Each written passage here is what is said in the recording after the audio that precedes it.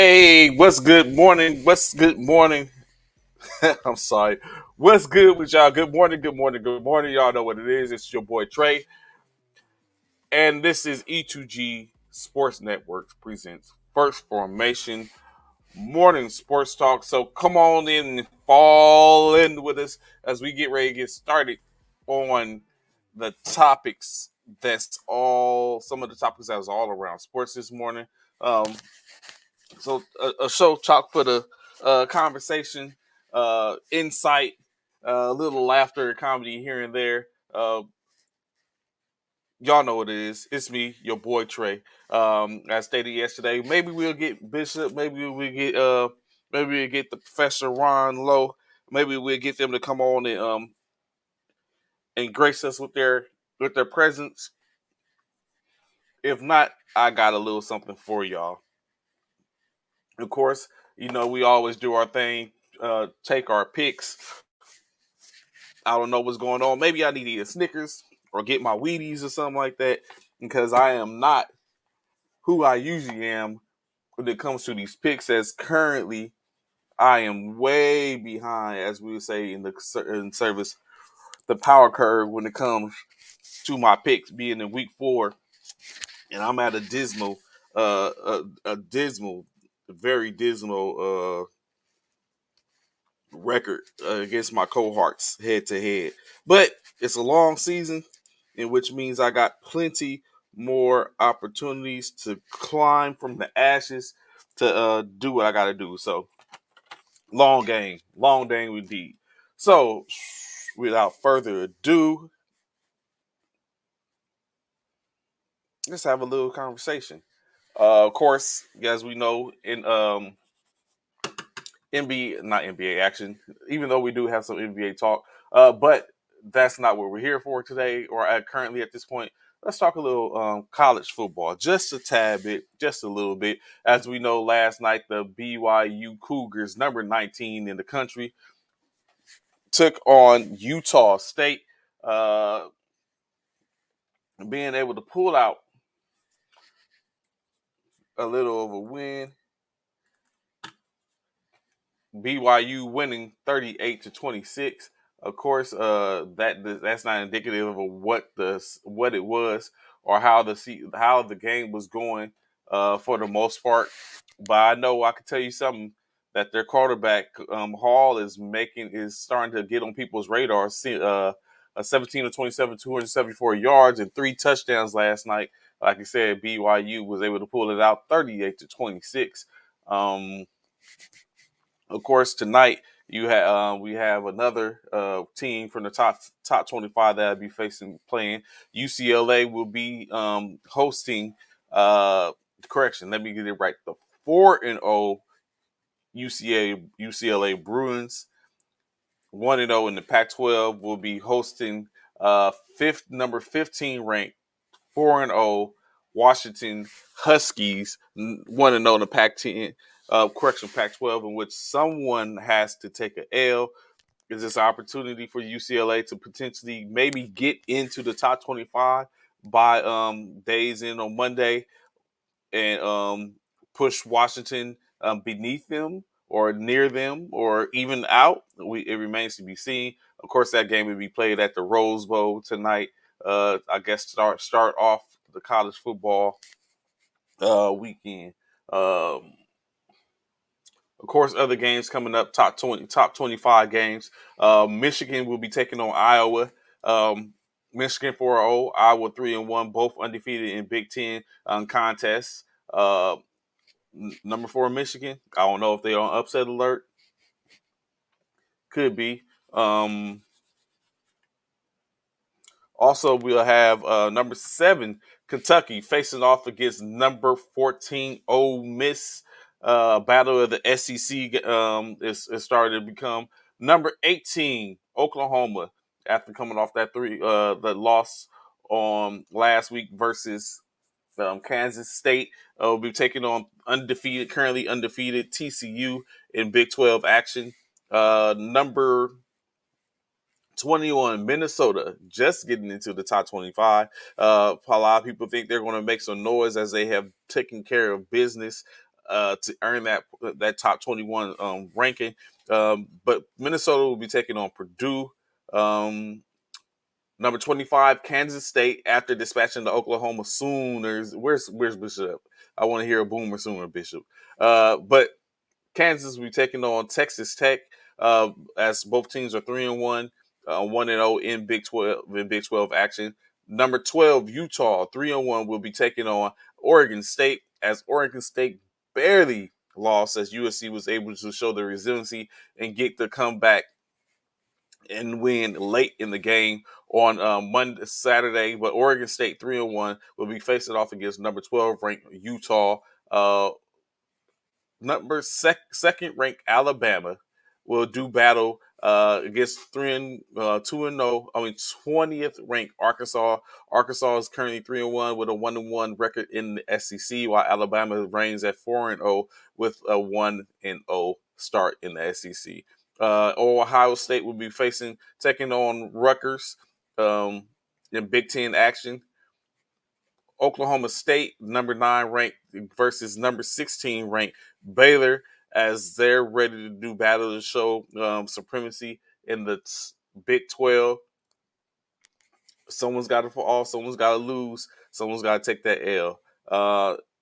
Further, of course, in top 25, you have number 11 ranked Penn State will be battling against Northwestern. I don't foresee too much of a opposition there. I think the Penn State will be victorious. 23 versus 22, as Wake Forest 3-1 in the ACC, 3-1, 0-1 in the AC will take on 2-0 ACC opponent Florida State with an overall record of 4-0. Florida State's 23, Wake Forest is 22. I could almost attest that this game will cause one of them to fall out the top 25. Number 17, Texas A&M will be battling against Mississippi State. Number 1, Georgia faces off against Mizzou. Number 5, Clemson will be playing host to number 10 ranked North Carolina State in the battle of the ACCs. Currently, Clemson is 2-0 in ACC conference play. Number 24, Pitt will face off against Georgia Tech. And, of course, in the later games, due to the West Coast, you have number 13, Oregon, 1-0 in the Pac-12, 3-1 overall, facing off against Stanford, 0-2 in the Pac-12, 1-2. And lastly, my beloved USC Trojans, ranked number 6 in the country, 4-0 currently, 2-0 in the Pac-12, will be facing off against Arizona State, 1-3, with a perspective 0-1 in Pac-12 play. So, of course, that's your top 25. That's your top 25 for the. Oh my goodness, I have a little technical issues here. The Oklahoma Raiders. Hey, that's it. That's what's going on. I presume. That's Dante. I presume. Hey, we'll see. It was and I would give this to Bishop and any of the Oklahoma Sooner fans out there. It was I ain't gonna say it was expected, but it wasn't a far fetched that Kansas State was going to get the W, as we said. We discussed and talked about. Kansas State has won 3 of the 4. The prior to last week had won 3 of the 4 previous outings versus Oklahoma. So, with a whole new coaching staff and a whole new quarterback transfer, Gabriel Dillon, it was I think it's just potentially going to be an issue and a problem. So, definitely one of the situations where they were facing some things, and in-state was they didn't fully come prepared. Kansas State took care of business, and now Oklahoma has to take care of business to get back in contention for the most part. Not far off, basically winning the division. Basically puts them in a good standing. So, but it was exactly what it was, and it goes on. Um, I don't know if there's going to be any, if there's a potential for any upsets this week. Of course, there's always a potential, but I'm saying just to come out and be like, okay, yeah, without a doubt, I believe this team is going to take a L.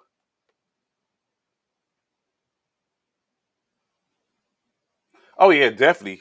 Martinez. I always said I thought the Martinez because I think there's two Martinez's that have been through Nebraska, but Cornelius, just like you were saying, definitely a situation to where um, it was exactly that. Like, excuse me, I'm trying to fix my mouse.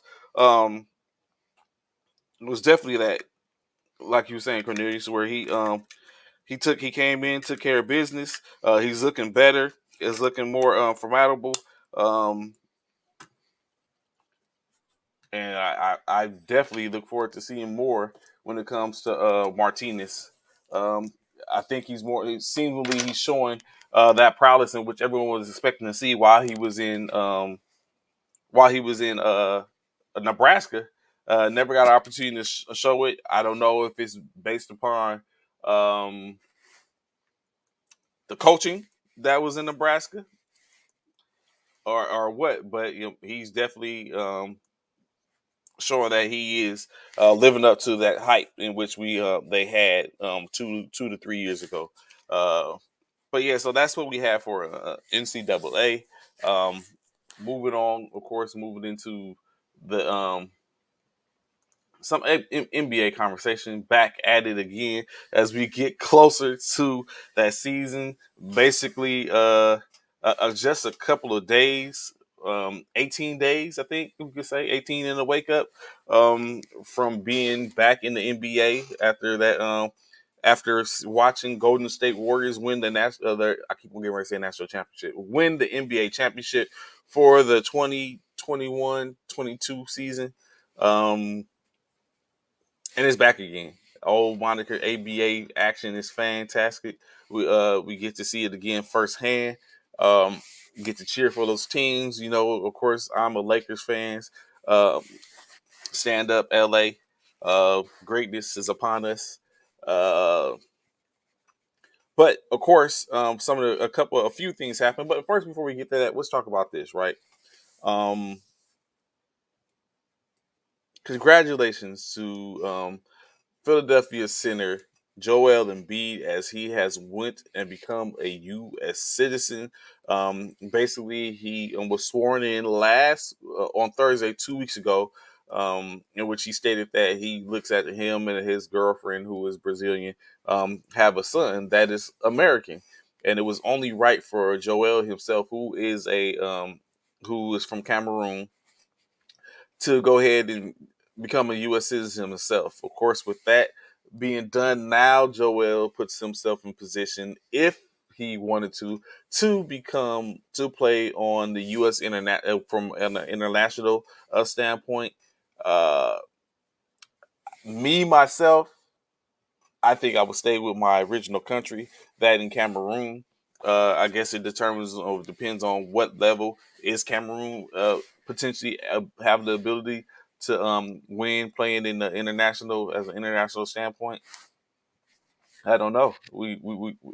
Development helps that, but for me, I would if it was me, I would stay at Cameroon. That's just me. I'm very sure if they had somewhere Louisiana played against California and I was able to be a part of it, I'm not playing for Louisiana. I can tell you that. Um, it's just say one of those things just to represent where you're from and always be able to get back to that area, as we all would like to do at some point in our life. But of course, taking some things into consideration, uh, Joel will be, of course, as we know, last year's scoring champion, runner up second year in a row to MVP Nikola Jokic. Has basically been doing what he can to get back in the top form as he gets ready for this upcoming season. As a lot is expected of him from a lot of the fans. You have, of course, um, Joel did have his transgressions early in his career, as we'll talk about a little later in this segment. But he's basically been dialing in. He just remember if you remember he had the orbital socket surgery when he due to a broken orbital bone fractured orbital bone during the playoffs. Came back. Additionally, he also had an issue with his hand, in which he had a hand and thumb surgery over the off season, in which he has came back. He just says the thumb still feels a little funny, but he's working it out. But now Joel Embiid has added something additional. He has become a scholar. Let's say, as he states, he has become a scholar where he has dialed in and been doing more film study. Um, and went to get some outside help to develop his game. You know, take a look at how he can get better, can get open, uh, and put himself in better positions. As it was, he went and studied what happened or how he got thwarted, I guess you could say, during his playoff game in which they were uh, bounced out the playoffs. Um, so again, that's one of those things. Evolution, understanding that you're not. I mean, even though you have greatness upon you, you can always become greater. If you didn't remember that old Kobe commercial when Serena Williams asked a question of him, and he told her to do better. When you look at, I'm already great. I've already had this better. You can be better. I'll have to go look at that. I like that commercial. I'll have to go pull it up and look at it again. But yeah, so in any case, he's been working. Basically, that's the main thing. He's been working, trying to put himself in position. What's good, Applewhite? Good morning, brother. How you doing, sir? Appreciate you being in formation. So that's the current for Joel, U.S. citizen, American citizen, Joel Embiid, dual citizenship, I guess you could say now. Congratulations, of course, of being a part of this great nation.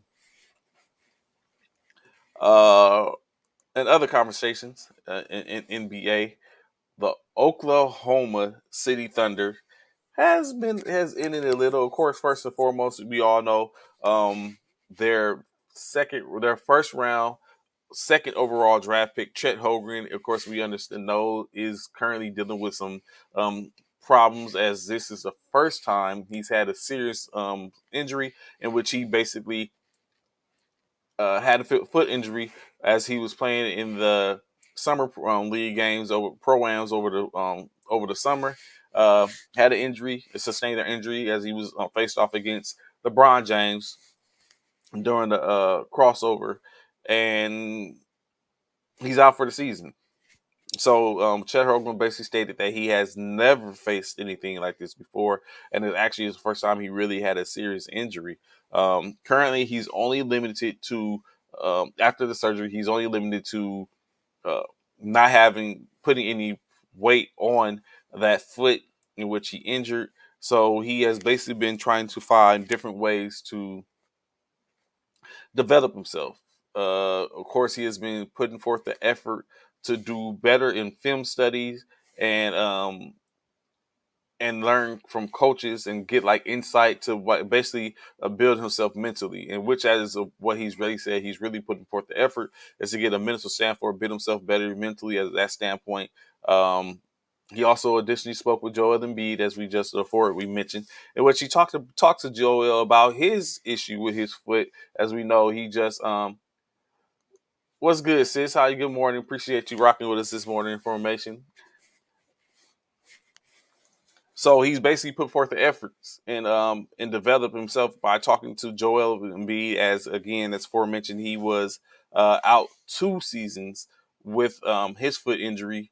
Uh, he was drafted third overall by the Philadelphia 76ers. So he's trying to put forth some effort, go and get with the people in which he knows and can engage with to find out like what is it that he can do.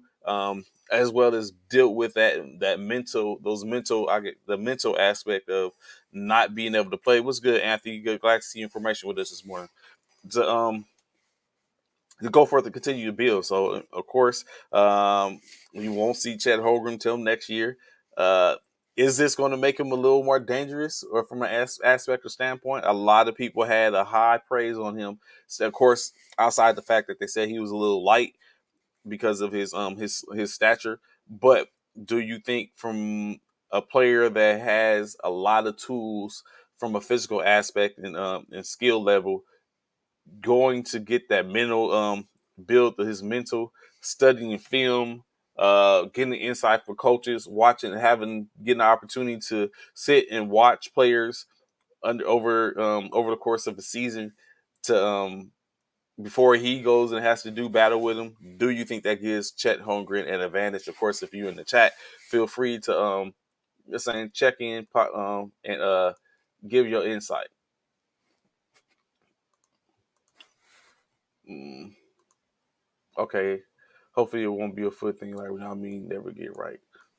I could agree with you, Cornelius, but I think honestly that with the with Yao Ming, I think some of it starts to be well, Yao Ming started to pick up the weight or just over low bearing and overbearing for him. Chet is a little lighter, so it might not be an issue, but I know he is trying to get some size. So I mean, anything is possible at that point. But I completely agree with you. He won't be the same next year. When you say that, Anthony, are you saying from how? In what way do you mean he won't be the same? You think he's going to be better? You think he's going to fall off maybe a little bit? What's your what is your reason for saying you think he won't be better? What way you think is he going to go, or potentially you can find himself? I'll give you a little second to answer, and I continue to move on. More in the sense of talks, of course, when we talk about the mental health aspect, this would be something which Bishop. All right, he won't go 100% on that he had a bad injury.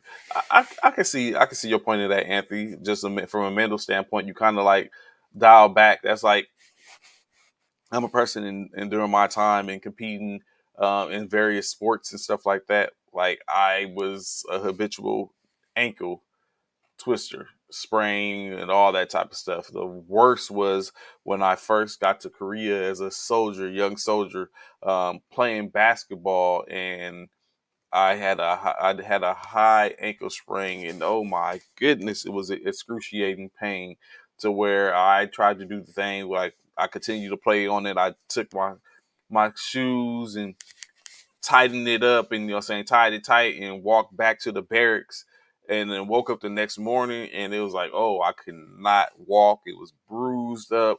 It was just horrific. It was horrific, and I had to deal with that. It basically set me back, and like the rest of the season. Oh, correction. The rest of the time I was there, I was real skeptical on playing or going down low or doing whatever I had to do when playing because of the injury. So it takes its toll mentally from a standpoint, especially when you feel like you're getting ready to go in there. Heck, as I sit here now, I feel a little tightness in my ankle. So I mean, it's or so I think so. I can understand what you're saying. Especially with, like I said, this is his first injury, his first major injury. Um, so maybe, or maybe he gets an opportunity.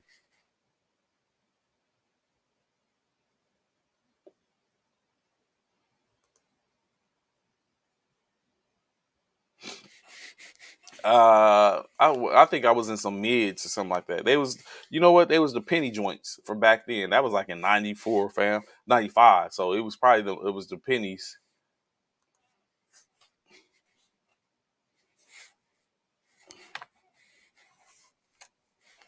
Oh, matter of fact, I wonder were they authentic. Now I think about it. But in any case, I guess that's a story for another time.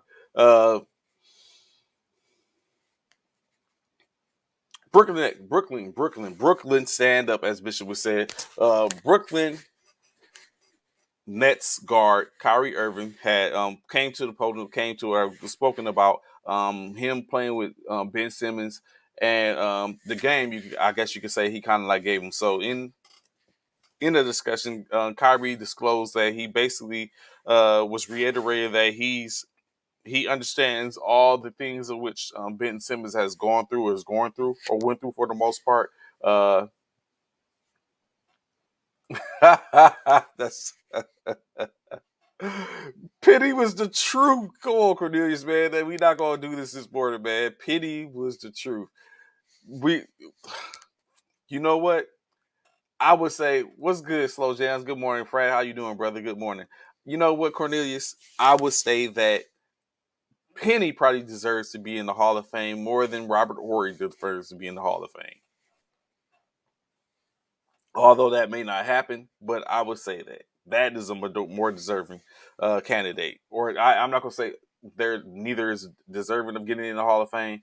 I just would think that Penny would be deserving, more deserving to get in before Robert Ory, as we was having that discussion earlier in this week before y'all start dragging Coach Uriah Hunter. But yeah, so so I'm very sure that's going to spark some. So I'll be ready for that as it comes. But yeah, so Kyrie Irving basically stated that he was very uh, understanding of that situation, as of course when it comes to mental health and things in the situation that having to deal with that aspect. As we know, Kyrie Irving dealt with the situation in which he had to decide to not get vaccinated and deal with the outcome of that. A lot of ridicule in which he faced, a lot of money in which he lost in doing that, and of course, it took some mental tolls on him. He basically reiterated to Ben Simmons that the team will be there. It's a brotherhood, fraternity, so to speak. And then he's there to go through and to help him go through the things, because Kyrie said it was plenty of times in which he went through some things at night, in which he did to lean on people, and he did have people to lean on. I guess again, he told them to go out and have fun. We understand, keeping in mind that it's a profession, but you're able to be a professional and still have fun and not let all that stuff get to you. Um, that is not the case, Cornelius. You is not doing that. A matter of fact, I'm gonna come back to that in a second. So, but yeah, that he basically got to have fun and don't let all these things get to you. The whispers and conversation get to you. Just go have fun, take care of business, and be that problem child for us in a good way, in which we're hoping. Of course, head coach Steve Nash went and doubled down on his conversation in which he had. We had just spoke about yesterday how Steve Nash was like he doesn't care if Ben Simmons ever takes a shot, that he's fine with it. Of course, we all talked about it. I was like, that's not cool at all. And you know what I'm saying, but he's doubled down on it, and even in his next statement, I still don't think it's cool, and from my standpoint of it. But of course, he said that he's what he means is to say, or what he's saying is that if Ben Simmons doesn't feel comfortable in taking that shot, then he doesn't take the shot. Ben Simmons was not brung to New York, to Brooklyn, to be a shooter. He was brung to be a defensive stalwart, to be a playmaker, and to, you know, saying, give them a whole bunch of different looks from many different aspects. So if he doesn't take a jump shot, then so be it, and feel comfortable in that. Me, on the other hand, always figure what is it hurt to develop your craft. You know what? I'm not going to even say that. I would be contradicting myself, because myself, I can't swim, and I don't have any inkling to want to go learn to swim. So, but of course, to sit here and do this doesn't determine me swimming. I don't have to. I'm not going to sit up and do a show at a swim meet. I may do a show at the swim meet, but I'm not going to do the show in a pool. I'm not going to be doing any of that. So, in state is I don't. What's good, Ron? What's going on, brother? Hey, hey, hey. So I don't, you know what I'm saying, I don't need to develop my craft because I don't know how to swim, and it's not going to affect me as a media personality in any way, form, or fashion. It's not going to affect me as a sports specialist in any way, form, or fashion, because if I have to do something I have to do with aquatics, then I could just learn from dry land. That's just what it is. So for Steve Nash to be like, hey, you know what I'm saying, don't if you don't take the shot, don't worry about it. I'm not feeling that. I would urge him to be. I mean, to do a little more. A reference to it. Ron, I was just going over talking about how Steve Nash has doubled down on the conversation that we was having yesterday. Um, in reference to saying he doesn't care if Ben Simmons ever takes a jump shot. To now, he stated it that he's just saying that Ben Simmons does not have to take a jump shot if he's not comfortable. I was saying, I'm not on that. I'm like, yo, just saying, do something a little here and there, put in a couple hours here and there it to sounds better. like Steve Nash is capping. He's just trying to keep his job. 'Cause hearing one of the greatest 3-point shooters, one of the greatest point guards say you don't have to shoot to play point guard is pretty wild. It's like becoming an E9 a chief and telling people you don't have to, follow the rules of the UCMJ or something like that crazy. But I think he's just slowly walking him into it. He should be able to help Ben Simmons with his jump shot. Him and Kyrie. Mm. Which Kyrie be? I mean, I guess so. He has a nice mid range. Come on, we're talking about the most skilled basketball player ever, Trey. What are you talking? Wait, what? Did you just doubt Kyrie for a second? Yes, because that most skilled you basketball brought player you ever. brought yourself back though. Most skilled basketball player ever. That's what we on, Ryan? No, stop it. But what's Rap You White can say? name someone more skilled. I'll wait. Uh, I think the closest is Steph. yeah, true that it would be Steph would be the closest. Steve Nash is being the mouthpiece for the owner and general manager. He is expandable. Steve Nash is expandable. Probably that. Actually, you might have some Apple White. Steve Nash may be expandable. I don't know who else would they go get.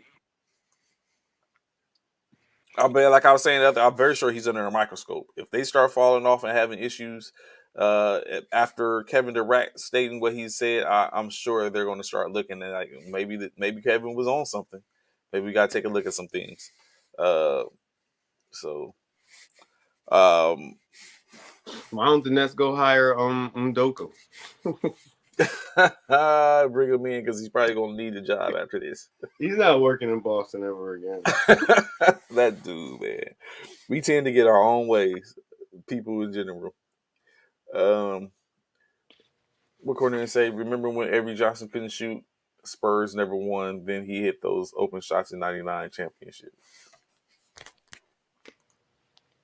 I thought that was because of Tim Duncan, but Look, see, Anthony trying to stir the pot. Anthony trying to stir the pot. So I'm not saying, in which Ron stated as well, it's seemingly Nash is going to basically, presumably, walk him in as long as he's there. Walk him into where, okay, you shouldn't. And I'm just saying that I would urge and recommend that you work on your craft. That's just it. You're a basketball player. That entails shooting a basketball, and it's beneficial to be able to shoot beyond 12 feet.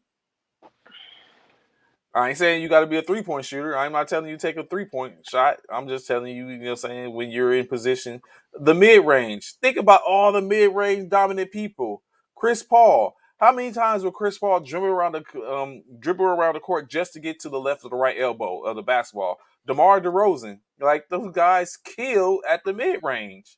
That's all I'm saying. Develop your mid range. so what about Magic Johnson? He didn't have to shoot. I guess it was a different NBA.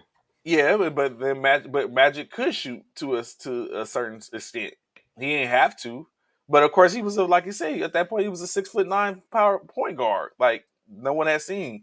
Ben is a 6'10", 6'11" point guard, in which he doesn't have to shoot. But I'm just saying, at some point we see how the NBA does. Everything tends to evolve.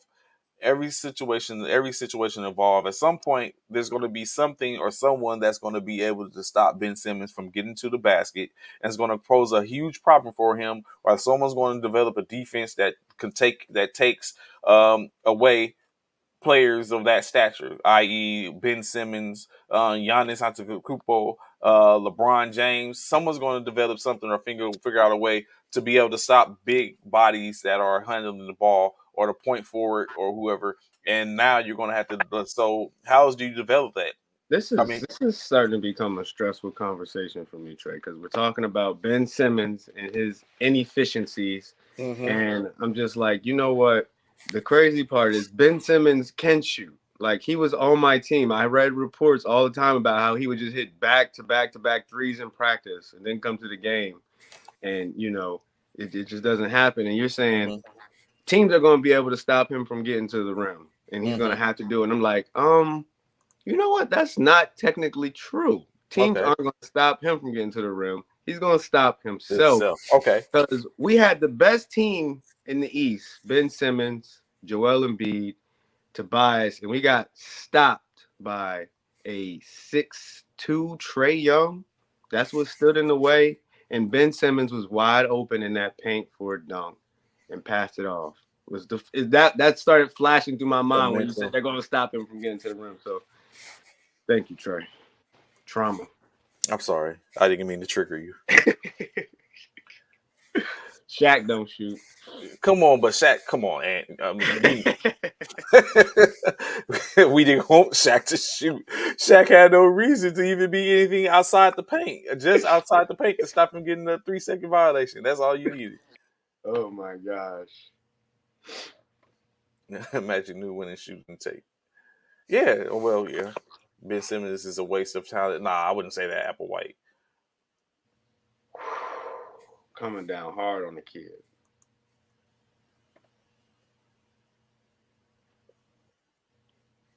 Oh, here we go. I'm not even trying to go back to that time period, but Yeah, just moving on now. He said you sipping on the syrup. Oh goodness. So yeah, so interesting. That's basically interesting. But of course, in state is Kyrie Irving is basically stating that him and his counterparts are there for Ben. What's good this morning, Commissioner? Glad to see you information with us. Of course, saying we got to have you on so you can give us the latest lowdown on what the NBA has going on. I know your season is coming. Um, Anthony Price, he likes your Charlie Brown sweater. He says. the best time to wear a nice sweater. So yeah, but yeah, in state is they're basically he's saying that he's there, the team is there, and like you said, Steve isn't going to force anything. He just wants to reiterate that he doesn't have to. Um, how is Kyrie there for anyone? He is selfish. See, you see what happens when people try to make a change, Ron. No one wants to really accept the fact of what he used to do. True enough, Applewhite, he was selfish. But now he has to dial in at least for 82 games at minimum. He needs to sit up and be a different person. After that, he's currently not on any contract. He he has to make sure he plays nice with others so that way he can get another deal. Which he's gonna be okay. The Yeah. NBA money is gonna be very different in 2 years. And I wouldn't even do that. I was like, man, y'all know what y'all get me is even we get down to lay down. Y'all even y'all want these points or what? What you trying to do? True that, Commissioner. He will, and I very much so. I wish it was with LA, but I mean, I very much so believe that Kyrie is going to redeem himself. He's coming back off a season where he was out the majority of the season due to the protocols in New York and the COVID-19 vaccinations. But now he's back. All those has been lifted. He's able to still go to play in Toronto as they've lifted their redid their protocol and what they talk about. So Kyrie, I'm very sure, is locked and cocked, ready to go. Uh, and they're going to be able to develop maybe some type of chemistry between the three of them. Kobe had a shot made good on it. I just want Kyrie to be nothing that Applewhite is talking about all this slander. I just want Kyrie to be dependable this upcoming year. Mm-hmm. Um, Dependable on defense, Trey. I know what he brings on offense, but if Ben Simmons is going to be healthy, they got some good big men. Then that should be a good defensive team. They're going to need Kyrie to step it up. I don't know that's going to happen. Dependable with injuries. Mm-hmm. He never lasts through the season. It would be good for Kyrie to switch that up, and his redemption year, like Coach said. And then you have Applewhite asking, "Do you believe Kyrie or KD, Kyrie, Ben, and KD will make it through this year?" I don't think we can answer that question. It is very hard. It's like so. I would even be interested to know Applewhite. And when you say make it through the year, what are you talking about? Are you stating that all of them have a certain threshold of games in which they play together, or No, yeah, there's so many different landmarks in the NBA season, Trey. Like at the beginning of the year, once you get to like December, they get past that first extension where the new players can actually be traded because mm-hmm, prior to the season started, they can't. Then you mm-hmm. got the trade deadline. Then you got the free agent signings. Like at any point of these times, if Brooklyn gets that offer from LA, Let's put that go. pick 27 and pick 29, and here go a whole bunch of other stuff. Kyrie's out of there. Let the Coach Brooklyn Nets get the right offer. Stephen A. took it to Kyrie better than anyone else, and it was valid. And I'm not a Stephen A. guy. Okay. The only way they don't go anywhere is if Brooklyn is like 29 and 10. Like they got the best record, top 5. I think that's the only way. They would take offer for Ben Simmons right now. They would have You think so? to. If Nah, I Denver don't think they're Nuggets if doing the that. Denver Nuggets called you up and was like, "We'll send you Michael Porter Jr. for Ben Simmons," you saying no? As the Brooklyn Yeah, Nets home? I think so. I think they're saying no. And you know what? I sit up and think about that, like what that look like, man. I realize anywhere Ben Simmons goes, he could be a problem. Right. I want him Except in. except for maybe Utah. Right. I would love my favorite destination is Atlanta, of course. Ooh, ooh. Would they be able to keep? Do you think they would be able to keep Collins, or you think Collins has to go Yeah, that's who he would be traded for. for Collins? Yeah. What about I want him? I want him around shooters. I would love him in Phoenix. What if we did like what's that 3 that they got basically the same Phoenix package they was trying to send for KD. Put Ben Mm. Simmons next to Booker and CP3. I could like that. I think I would definitely love that. But Ben Simmons with shooters, but he got that with Kyrie and Oh, KD. that's a good one. Oh, he said.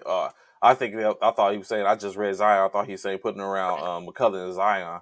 Uh, Neither biggest is a buzz.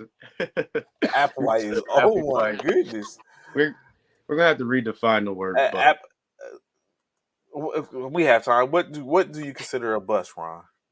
Okay, all I know is if I could set my aspirations in life to be like Zion, I would love to be a bus Trey. I think a bus is a disappointment, a failure in all achievements. What's the All dude that went? achievements. What's the dude that got Anthony drafted? Bennett, Yeah, that's probably a really the bus. last bust in the NBA. Who else has Ben Simmons? Zion is not a bust, but the fact that Zion came out and dominated the league when he was healthy, despite him becoming injured, I Hmm. think he was a bust at I all. think Commissioner Myers states that Ben Simmons is a mystery, but I don't think he's a bust. Not Right. We're talking yeah. about a rookie of the year, somebody that got a max contract in the NBA, his second one. That's an achievement, a dream for all NBA players. Multiple all defensive teams. It's a bust. Richard said no, he's not a bust yet. Applewhite, I don't think so. Neither one. They, yeah, I think Ron hit it on the head when you look at Anthony Bennett drafted number 1 overall, and we don't even know where he is. Probably in China somewhere hooping. I can't, T, what's going on, Kwame Terrence? Brown. He Woo, was. I don't think Kwame was a bust either. don't I tell mean, him that. He'll try to fight you. Kwame isn't the bus. Like he didn't live up. Let's say he didn't live. If not living up to expectations, considered a bus, Ron. No. No, Correct. because I we agree. all fall short of expectations. True that. True that. So so I don't think Kwame was a bust, but when you talk about like Ron said, when Anthony Bennett like he fell short of expectations. Was Darko Milicic a bust? Ooh, I don't. In my opinion, I don't even think Darko was a bust. He didn't live up to expectations, I especially don't. where he was drafted at. He never got a second max contract or anything like that. Let's look Yeah, at Darko. I think he left. Oh, Commissioner Myers said yes, he was a bust. I don't know. Kyrie and Ben are you never again, as Stephen A pointed out, your talents is not in question. It's your mentality and commitment. Of course, got that. Uh, Cornelius now dominated. We need a dictionary for real, Ron, and we normally agree. So I guess Cornelius believes that that's a bust. Kwame was not a bust. Of course, Commissioner Myers said 12 years in the league, please. Applewhite, how long will it take for you to see what I see? They are busts, making way too much money, and not delivering. So Darko Darko, was a boss with a ring. Darko. I've been talking about Darko so much because it's just like, what if the Pistons drafted Carmelo and then they messed this up? Mm. Consider, I just said that this is a bigger bust than the Portland Trailblazers drafting Sam Bowie over Jordan. This is probably Uh, the second. I would say this is worse because the Pistons would have been ugh, filthy. Darko played 3 years with the Pistons, then went on to play for four other teams. Only 50 million made in his NBA career. 50 million, 10 years, a whole decade in the league. Is that a bust, Trey? 10 years in your career? nah, that's like just like Commissioner Myers stating the 12. Kwame doing 12. Right. Yeah, so if someone's believing in you, or you or what you have. And then Kwame followed it up with his second career, which all athletes struggle to transition to, which is media. Mm-hmm. He killed it. So he did it. He did it two times. He's basically a poor man's version of Jalen Rose, which definitely ain't a bust. And you know what? I was about to say that. So you brought up Sam Bowie, right? That brings on Sam Bowie. What's his name? Odin vibes. Are you if your career is derailed by injury, are you still considered to be a bust, even for those that were drafted high? Right. If I think Odin is a bust. What was the Greg Oden's a bust. Brandon Roy not a bust? Oh hell no. Oh, Penny Hardaway, Grant Hill all got injured, not bust. Um, we who was that? never got to see Grant Hill for what he was supposed to be ever. He had like one good season in Orlando with T Mac and never saw him again. Was he was the other dude that played. He was an international player that played with Brandon Roy, but he was derailed by knee injuries as well. Uh, Um, is it Hernandez? Rudy, No, not is it Rudy Hernandez? he was Spanish. He's on the Spain team. Yeah, he was. Do you think he was a bust? He came over late, but he was an international. He used to be like one of my favorite NBA players, He was especially on nice. 2K, because his dunking was always like in the 90s and his 3-point shot was always He in was the 90s. nice. Like him and Brandon. Is when you think about it, man, Portland could have been special when you look at who they had. You know, what I'm saying, or who could they had. I guess if you take into consideration, they could have had Jordan. But I always think in hindsight of like you was just saying, Ron, what could a Carmelo been if Detroit had drafted him? Would we have Three-time potentially seen? champion. Would we have potentially seen Darko in a different light if he had went to another organization and been drafted? Like I always wonder, like we always talk about how what if, but then you look at if these players go to other organizations, who will they be? If Right. Like if LeBron went to another organization outside of Cavs, he would have 10 rings right now. so it's like so it's like that. One of the things, the biggest bust is Portland is Dame. Ooh, profiting off of the dumb general managers. No, he's profiting off of the profit making general managers. As long as we Mm. got Dame, y'all gonna come buy these tickets. If you play in the league longer than 3 years, you're not a bust. I would add uh what's that little star called? Asterisks. I would add an asterisk to that and say if you get your second contract. So get out your first contract. The goal Get for it. Get an that's extension. NFL, that's NBA, that's every league. You make it your goal is to get that second contract after your rookie one. Yeah, I could agree with you. So basically, that's 4 years. 4 years.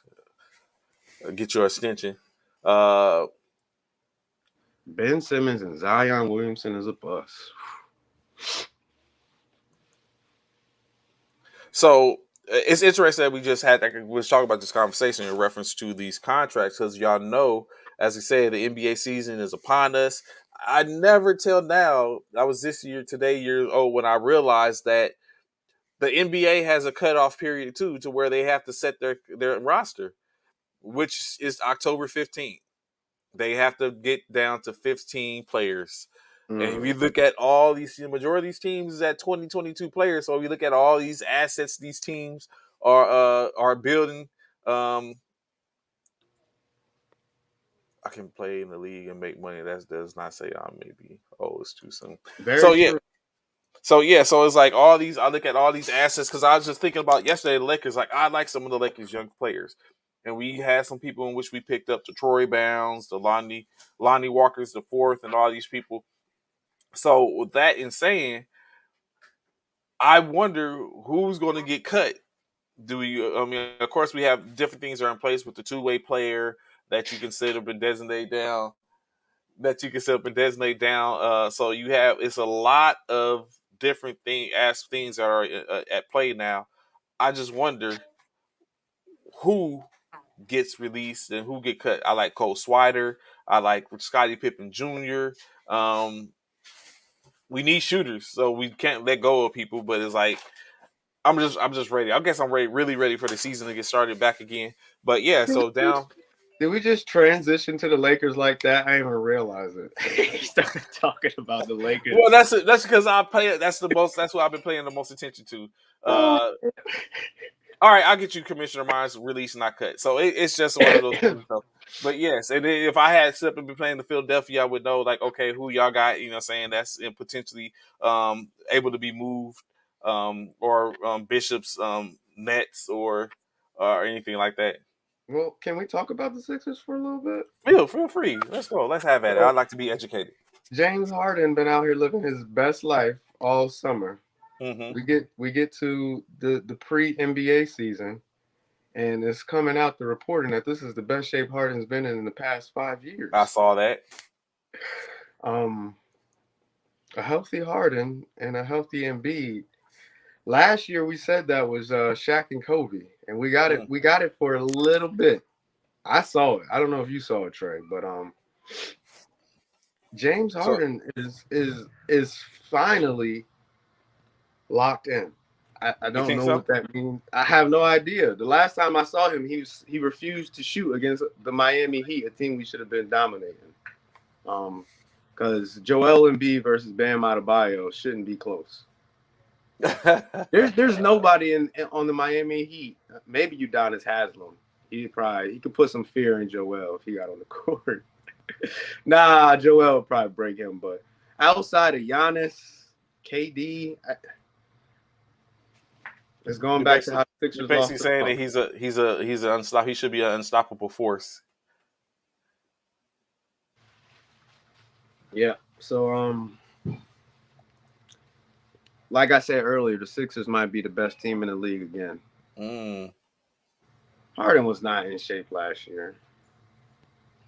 He was broken, falling apart. The Brooklyn Nets organization just basically sent him through a military deployment. This is how rough it was for him. Harden's best days are behind him. I don't know how we can say that when Harden is 32 or 33 and we're in a shooting league. Like, Hard. I, I hate to say it, but I think they're. Oh wait, now that I think about it, so you're saying Philly is going to be the best in the league. So of course we know turmoil was going on in Boston. They have to re reacclimatize himself now to yet another head coach for even though he's an assistant and probably he's been there. Um, so you're basically shunning Atlanta and their new duo. You're shunning Cleveland and the possibility that they're probably going to be a threat. Um, Their big man needs to become one of the top 10 players in the NBA this year for them to be. Well, what we don't know what Donovan Mitchell we're getting. okay, I'll give you that. Okay, I think okay. if Donovan Mitchell or their big man is in like top 10, top 5 MVP conversations. You talk about even Mobley or Yeah. Like Jared Donovan, Allen. I could see a world where Donovan Mitchell's a top 5 NBA candidate, Hmm. MVP, and the big man, not Jared, Even Mobley. yeah, Evan Mobley. If he has his big leap, definitely. Okay, and then so in Atlanta, you're not feeling you still out. The jury's still out on Atlanta. You don't think they're going to be? Uh, got it. Atlanta, um,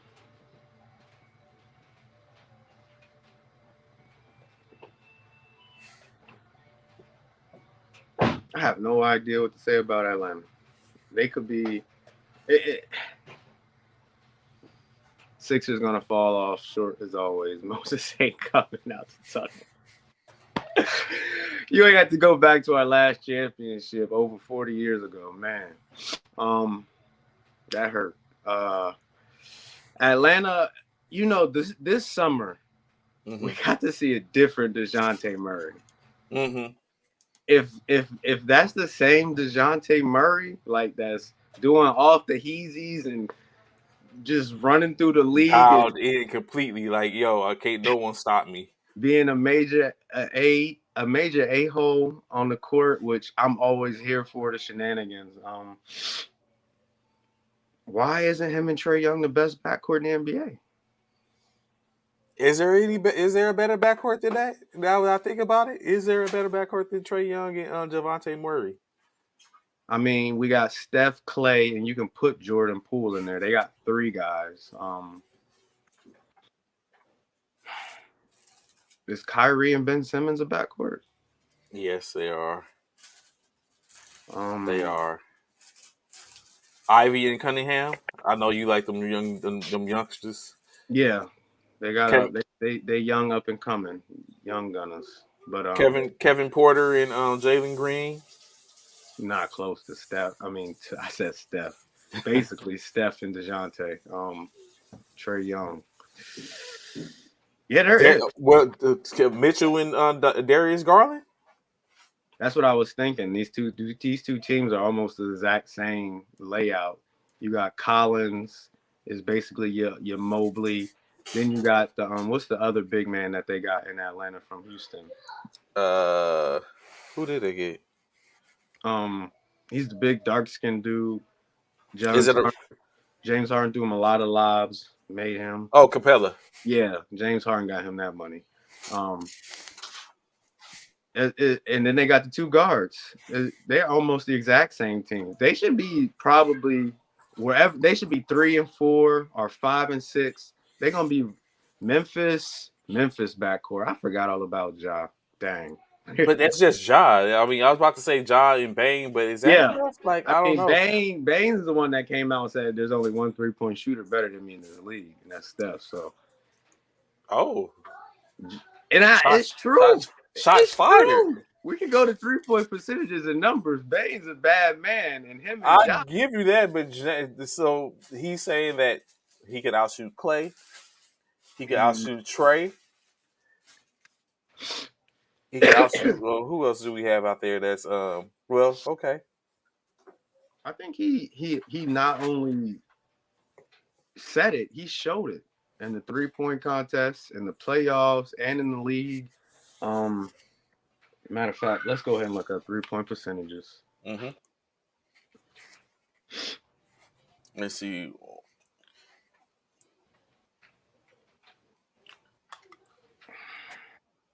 He can't outshoot pools, what Anthony says. Uh,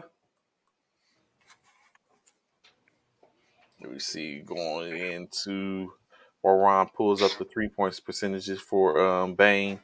Um, Oh yeah, he's second. So number one was Luke Kennard at 44, well 45%. Desmond Bain was second at 44. Tyrese Maxey is number three last year at 42%. Another backcourt. I was just thinking Maxey and Harden.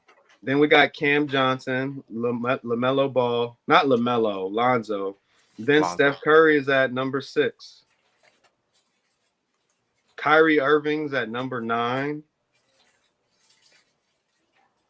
Drew Holiday's 15. Carl Anthony Towns 17. Mm. I think I'm gonna be scrolling for a while. Y'all remember Clay went 9-6 for like 20 something in the playoffs shooting percentage. Yeah. Andrew Wiggins is higher than Clay. He's at 33. Okay, so maybe Bane But might be on something, but definitely, I mean, I watch Bane. Number two in the NBA percentage. That man shot 44%, Trey.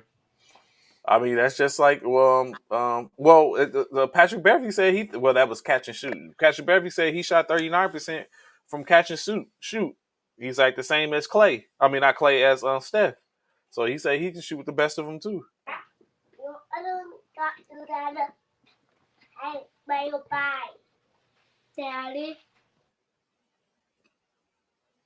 What's good, Eric? How you doing, brother? Glad to see you. Information. Glad to have you here.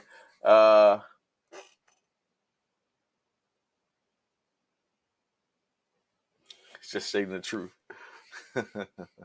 So I mean, it can happen, of course. I know one thing that happened: the Houston Rockets and the Oklahoma City Thunder came to an agreement on an 8-player trade that basically pivoted around center Derek Favors, as he is now a Houston Rocket as the Houston center, as well as a 2025 second round draft pick was sent to Thunders. Of course, in totality, the Thunder will acquire 2 draft considerations and save $1 million in a salary dump as they send Favors, Ty Jerome, Theodore Madelon, and Mo Harkless, who they just acquired, to the Rockets for David Nwamba, Sterling Brown, Trey Burke, and Marquise Chris.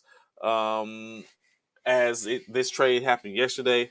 Of course, the Thunder sending the 2025 draft pick acquired this week from the Atlanta Hawks. So basically, this drops the Thunder to $10 million under the tax threshold.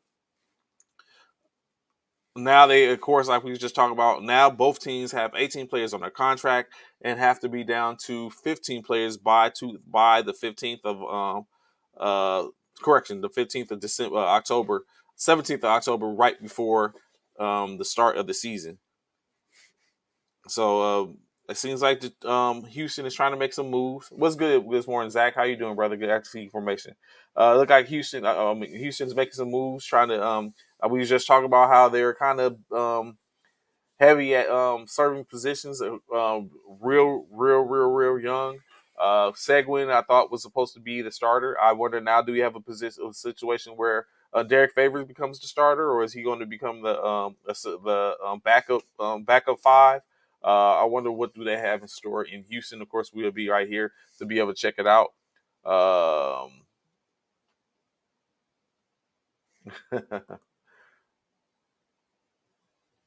The Rock, you got it.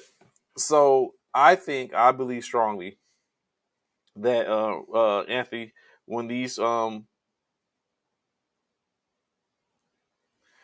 believe strongly that these youngsters kind of get looked off. They had an opportunity to baptize in fire last year, as of course Kevin Porter Jr. He wasn't a rookie. He's been in the league for I think 2 or 3 years now. But Jalen Green had an opportunity to be baptized by fire because he was throttled into the starlight, into stardom. Same with Seguin. This year, Jabari Smith would be that player. So they have the course of 82 games to fix whatever issues in which they're going to be having, and so I think they have a good chance. I'm not saying that they are going to be a playoff team or anything like that, but I think they're going to do better than what they did last year. I think they're going to pinch a couple of people at minimum. I'm hoping I can be at one of the games. Lakers pulled up on the Lakers in the Rockets game in Houston, maybe. Uh, but yeah, so of course, like you said, a lot of going on in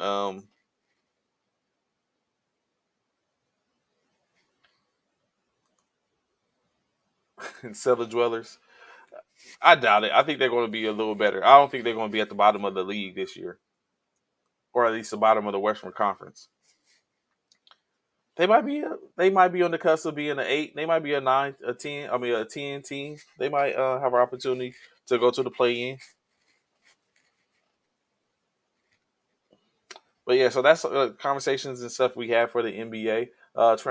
Transition and a little bit to that in the NFL course. A couple of things happened. I'm very sure y'all all caught the game last night between the Miami Dolphins and the Cincinnati Bengals, but we'll get to that in a second.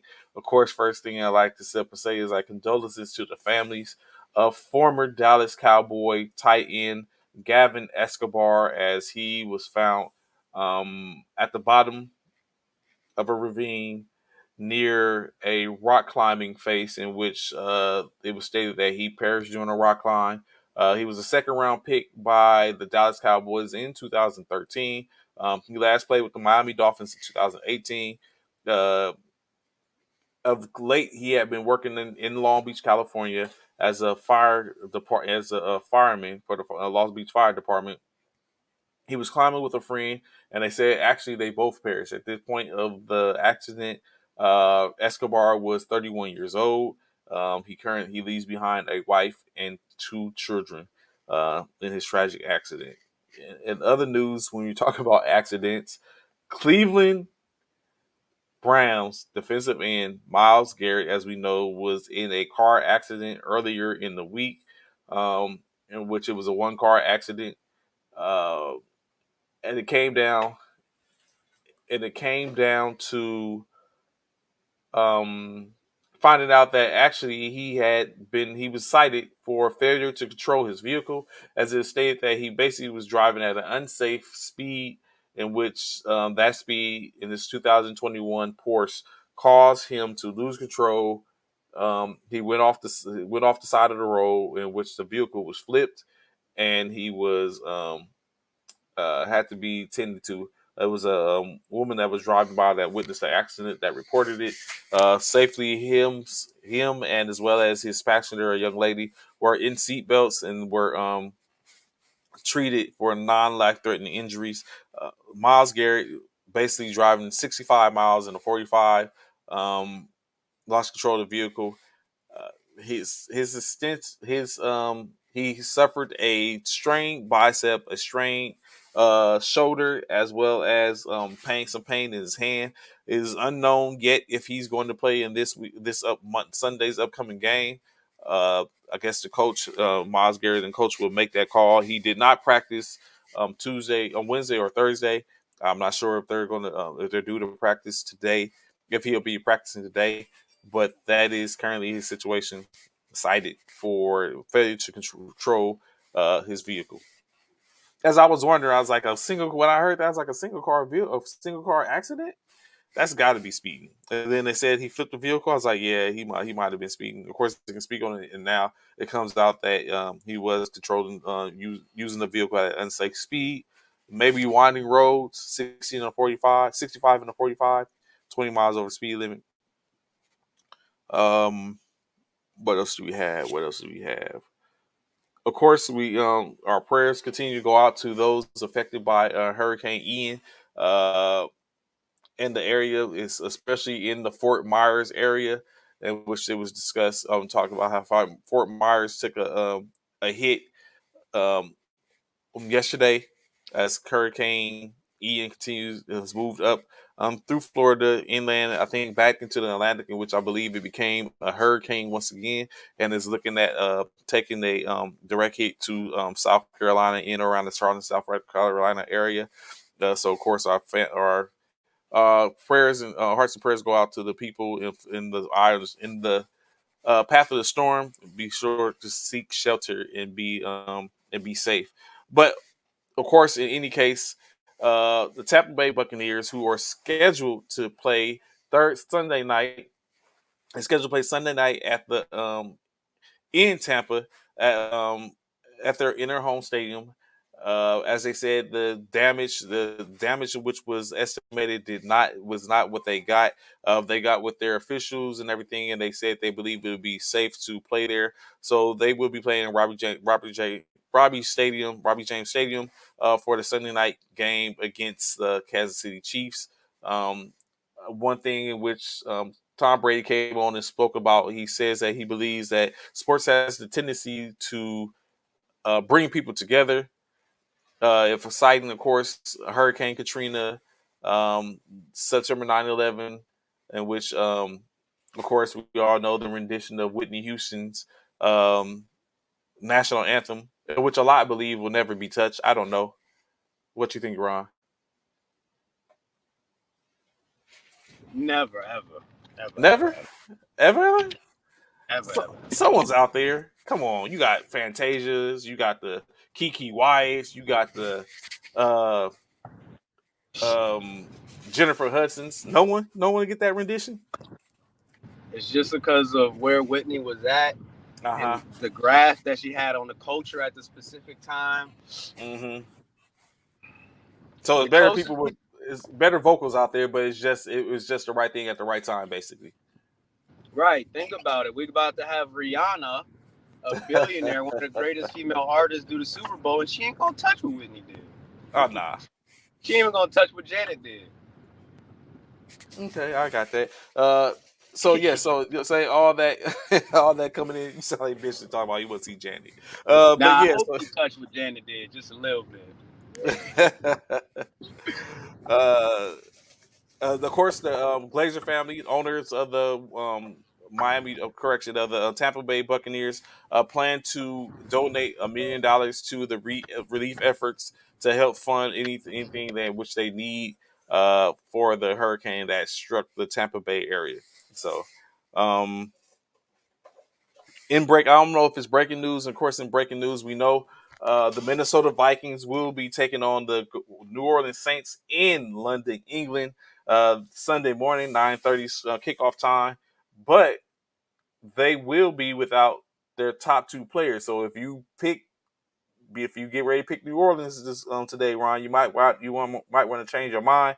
As matter of fact, I hit Bishop to get his picks too. You might want to change your mind, but they're going to be without Jameis Winston, so Andy Dalton will be the starter, unless you believe in Andy Dalton.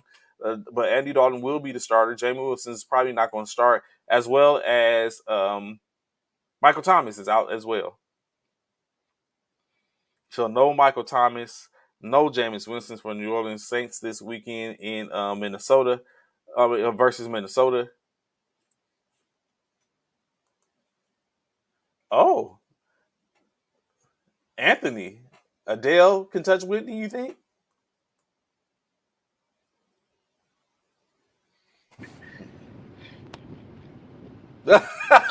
Rob, why are you laughing? Oh man, Adele. Adele can get Whitney. That's interesting. Numbers wise, yes. Impact, no. Hello, you hear me? I was wondering. Yeah, Adele is the truth, but come on, this was Whitney. Crack is whack. This was just a different time. Now, if Adele was as big as she was and lived kind of the life, I'm thinking of Beyonce, but she did a couple. She did multiple, didn't she? I did. Did she sing the national anthem, or did she? I know she's performed multiple times, but I don't know if she sung the national anthem. Right. Now, is Beyonce bigger than Adele? Yes or no, Trey? Have you ever Is heard of the Beyonce Beehive? bigger than Adele? You ever heard of Uh, the Beehive? When you yeah, say anything wrong on the internet, they coming for you. yeah, yeah. She definitely doesn't have a follower. I mean, more people support Beyonce than Right. And when yeah. have we ever said Beyonce? You know she outdid Whitney. I got you. Good point. Very, very good point. But I would love to see Adele. She would rock the show. We all would be able to sing along. That's a whole lot better than Taylor Swift. So you got After, Rihanna. could you imagine after watching a beat down, a rough and tough Super Bowl, a great game, then you gotta go see Taylor Swift? Like, all right, NFL, I'll be back in an hour. It's like now I gotta miss some of these commercials because of y'all. So but yeah, so like I said, Jameis Winston, he's out. Mark, I gotta check my fantasy now. I don't think Yeah, I have that's what Michael I'm Thomas thinking starting either. about. I got Kamara, I got Thomas, I got all of them. I'm about to be affected. Uh Oh, never mind. I play Eric this week. It should be an easy win. Shout out Eric. Did he go from? I think he played Bishop first, then you, then me. yeah, now you got you. So additionally, Christian McCaffrey also was being held out. A practice Thursday as he has a quad injury. As we know, Christian McCaffrey is a little. I guess you got to be kind of take it with a grain of salt. Oh, look who we have here, ladies and gentlemen. Of course, he will be present. He's probably here just to sit up and troll me, in which Oh, maybe Ron was waiting to troll me as well. But because we haven't got to the Thursday night yet. But oh, in any case, as I Lord. was just saying, Christian McCaffrey, Bishop, how you doing this morning, brother? What's going on I'm with you, good. man? I'm good. What's good? What's good? What's going What's on, good? y'all? So Christian McCaffrey is, like I said, is being held out of practice Thursday with a quad Mhm. injury. As we know, he has missed 22 of 33. He has missed 22 or 33 games in the last two seasons. Right. Um, but he did gain 108 yards this last week. Uh, as well, he is tied for fifth in the NFL this season in rushing, 50 carries for 43 yards. Guess who he's tied with though? Who? Lamar Jackson. Mm. As a running back versus a quarterback. He leads Carolina Panthers with 10 catches for 57 yards. Um, if he is not able to go, they will replace him with Chuba Hubbard and Deontay Foreman, who basically replaced Derrick Henry last year in Tennessee, in which he was actually pretty formidable in his in replacing them. Chris, Mm. no, that is not the case, Richard Applewhite. That is not the case. He's been injured. Zeke just ain't been playing, Plain and and simple. it's completely different. Zeke just hasn't performed. McCaffrey's been injured. Mm. Matter of fact, when was the last time Zeke had a 100-yard game? Now I think about it. It's been a minute. It's been a minute. Wow, this Zeke slander I was not ready for. Is what? Ron, really? The Zeke standard he wasn't ready for. Really, Ron? Is this that's what you're gonna do? That part. Although He's been Zeke one of did, our he best and did, most he did, dependable running backs. he did get 1,000 yards last year. Who's it? Yeah, he did. He got Right, he's always. a quiet thousand. He got a quiet thousand. Rich AP said he ain't got them dollars and lived on the bench ever since. So yeah, so I mean, there is some still this stuff to happen, of course. So before we get, I had some questions which I was going to ask, but I'll wait because it's of course there's a little more that's there for the most part. So uh, last night, did you catch the game last night? Was you able to watch the game last night, Bishop? Yeah, I watched a little bit. I had two games to call myself last night, so I caught what was left. Um, let me see, where is it at? I thought I pulled it up. What you looking for the stats? Yeah. I got them. All right, go ahead. So the Dolphins fall to the Cincinnati Bengals. As I stated, I said the Oh, here you Cincinnati go with Bengals that. was going to knock off the Dolphins, and they have knocked off one of two only teams that were left undefeated, and the Dolphins are no more. The Bengals go in winning. Well, the Dolphins come into Cincinnati actually and lose 27-15. Teddy Bridgewater was 14 for 23, 193 yards, one touchdown, one interception. Tua Tagovailoa, he was 8 for 14, 110 yards, one interception, no touchdowns. He did go out with a huge injury that had everybody concerned, but it stated that he was able to leave the hospital with his teammates to head back to Miami. Raheem Mostert had 15 carries, 69 yards, no touchdowns. Teddy Bridgewater had one carry for 11 yards. Chase Edmonds 5 for 6. From receiving, Tyreek 10 receptions, 160 yards. Trent Sherfield 4 for 55. Jalen Waddle 2 for 39. Mike Gesicki 2 for 23. Chase Edmonds 2 for 14. Raheem Mostert had 2 for 12. Oh, I'm sorry. Chase Edmonds was the only one wide receiver that had a touchdown. For the Bengals, Joe Burrow 20 for 31, 287 yards, 2 touchdowns. Tyler Boyd 1 for 1 and 23 yards. Joe Mixon 24 carries, 61 yards, 1 touchdown. Joe Burrow 5 for 6 rushing. Samaje Perine 1 rush. T. Higgins 7 for 124 yards, 1 touchdown. Jamar Chase 4 for 81. Tyler Boyd 2 for 47. Hayden Hurst 3 for 27. Mitchell Wilcox 1 for 18. Joe Mixon 4 for 13. And there you have it. The Cincinnati Bengals knock off the undefeated Miami Dolphins 27-15. Dolphins go to 3-1. Cincinnati goes 2-2. And that puts Trey in the losing circle as of now, right now. He just knew he was gonna be good by me picking Cincinnati. He was gonna get Miami. He just knew he's gonna get So it. just like Anthony Price stated, just like he stated, Tua was out.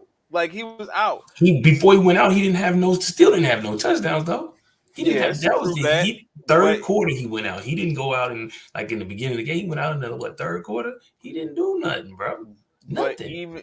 even with that, but the defenses were kept it to where he was in striking distance. We're not gonna act like he didn't go down and take the defense right down the field after the Bengals scored and Got engineer 3 a points.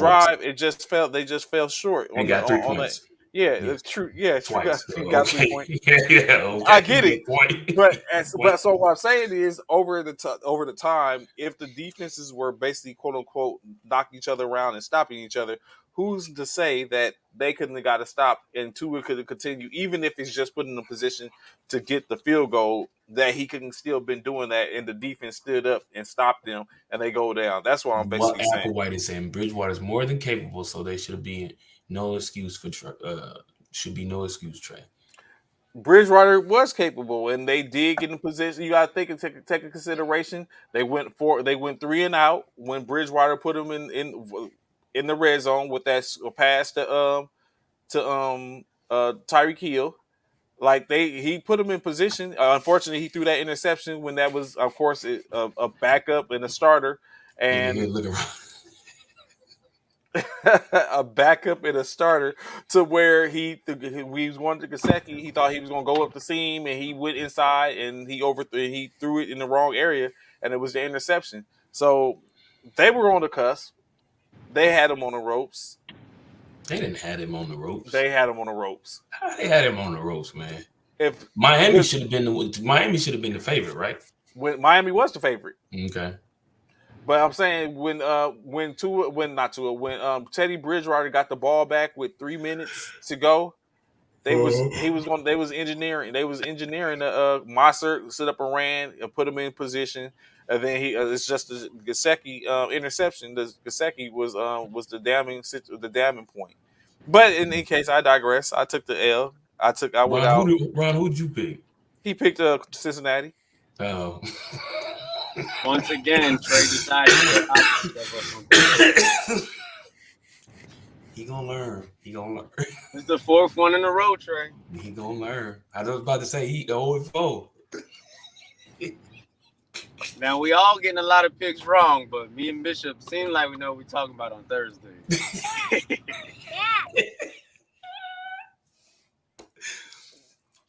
That's This is funny, man. ridiculous. It's That's not funny. funny. Yeah, Where you because you find just even? knew. He just knew. He just knew yesterday. Oh, ooh, he picks his that. Oh yeah, I'm in Miami. I know I'm picking this.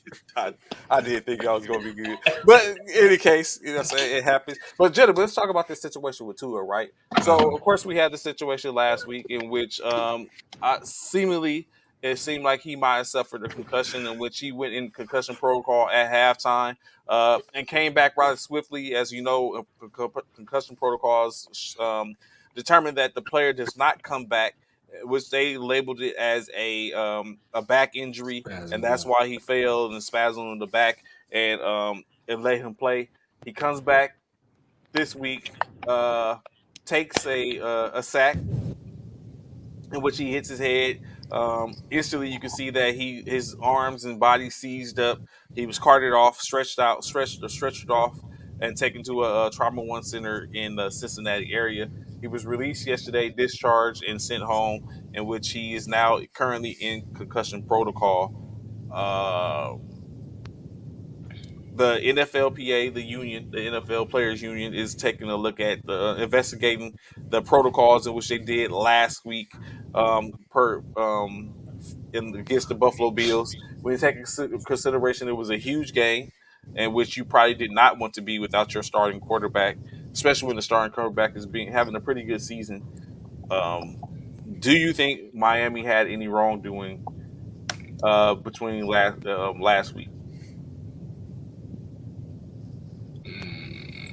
I don't know, man, because they say he was like you said. They say it was not his head. He wasn't. He wasn't hurt from the head injury or his head hitting the turf. He was. They claim he was hurt from his back. So there's really nothing you can like really say if he passed concussion protocol last weekend. There's really nothing else to say. If it wasn't a concussion, if it wasn't seen as a concussion and he passed the protocol, it is what it is. How you gonna fire a doctor from lab and someone put him in this? You can't fire the doctor for something if it didn't happen as stated. No one, everyone assumed he went in there for concussion. And he That's would what be going everyone back. assumed. No, nobody. We saw him hit. We did see him hit the turf. We saw him hit his head on the turf. But the fact of the matter is, when they went back, they did the concussion protocol. He passed. So you can't fire somebody for passing protocol. If he passed it, there's nothing else you can do. Now, if it comes out that he lied and they didn't do they didn't do concussion protocol on him, then that's something different.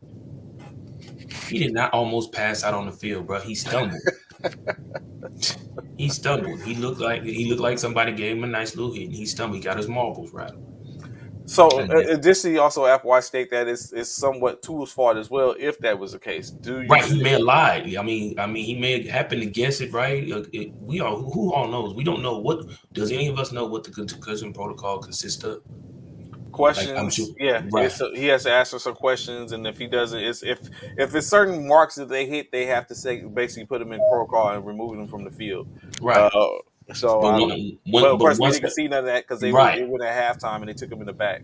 right. So we don't know what happened, what took place. So unless there's foul play that happened, behind closed doors, we. Are either one of y'all doing the foul play and given the situation that he was in? They was playing the number one ranked Buffalo. They was No, Buffalo. it's Are, week 3. you just gonna go ahead and pull them? It's like live or die with whatever happens. It is week 3, Miami. It's week 3. Yeah, I don't know, man. For me, I don't know. I don't know if I'm letting him. I don't know. I would have to physically look at him for me, because you can tell if a person been rocked. You can look in their face, you can look in their eyes and tell if they've been rocked or if just like a boxing.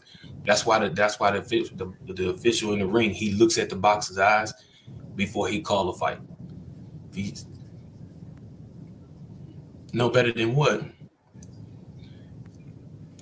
Me personally, I would look in his eye. I would look at him, 'cause especially if he's in the locker room. Because like Trey said, it was at halftime in the locker room. I'd looked at him, and if I'd have seen that little lost look on his face, or like he looked like he was out of it, I'd have been like, no. Go ahead and take your pads off. Go and take your shoulder pads off. Take his helmet. Yeah, go and take them off back. You gonna sit this one. You gonna sit this one. You gonna sit this one out for the rest of the game. That's just me though. But obviously they felt like he was good, I guess. And And that's then he comes into this week and get tossed up again. To a job is not guaranteed. That may be the reason he lied. I can't. his But you job is can't. guaranteed. I don't want to say it's guaranteed, but it's promising out there. But I don't know why you feel like he. Why do you think he lied? Because like Trey said, it's a series of questions. So if he the only thing he can lie about in my opinion, only thing he could lie about is saying maybe that it doesn't hurt, maybe he don't have a headache, certain things like he can lie about symptoms. He could probably lie about those type of things. But in regards to him doing the test, And him can't. I don't even think it's that the athlete is lying, Bishop. It's more of the adrenaline. You know, you're hyped Right, up, you're pumped up. Yeah, of course right, you don't got no headache, and you could probably have a headache, but you ain't thinking about it. You just got done right, running around right, looking at football players. So right, I know he wasn't telling the truth. He's gonna want to get back in there. That's the right. athlete Absolutely. instinct. Right, absolutely. I totally agree with you, Ron. I totally agree with you. He's right. When that adrenaline flowing, you don't feel nothing. You don't feel nothing. You just want to get it back out there, like he said, and get back to work and He finish the said he game put off. Apollo Creed. Will, you wild for that.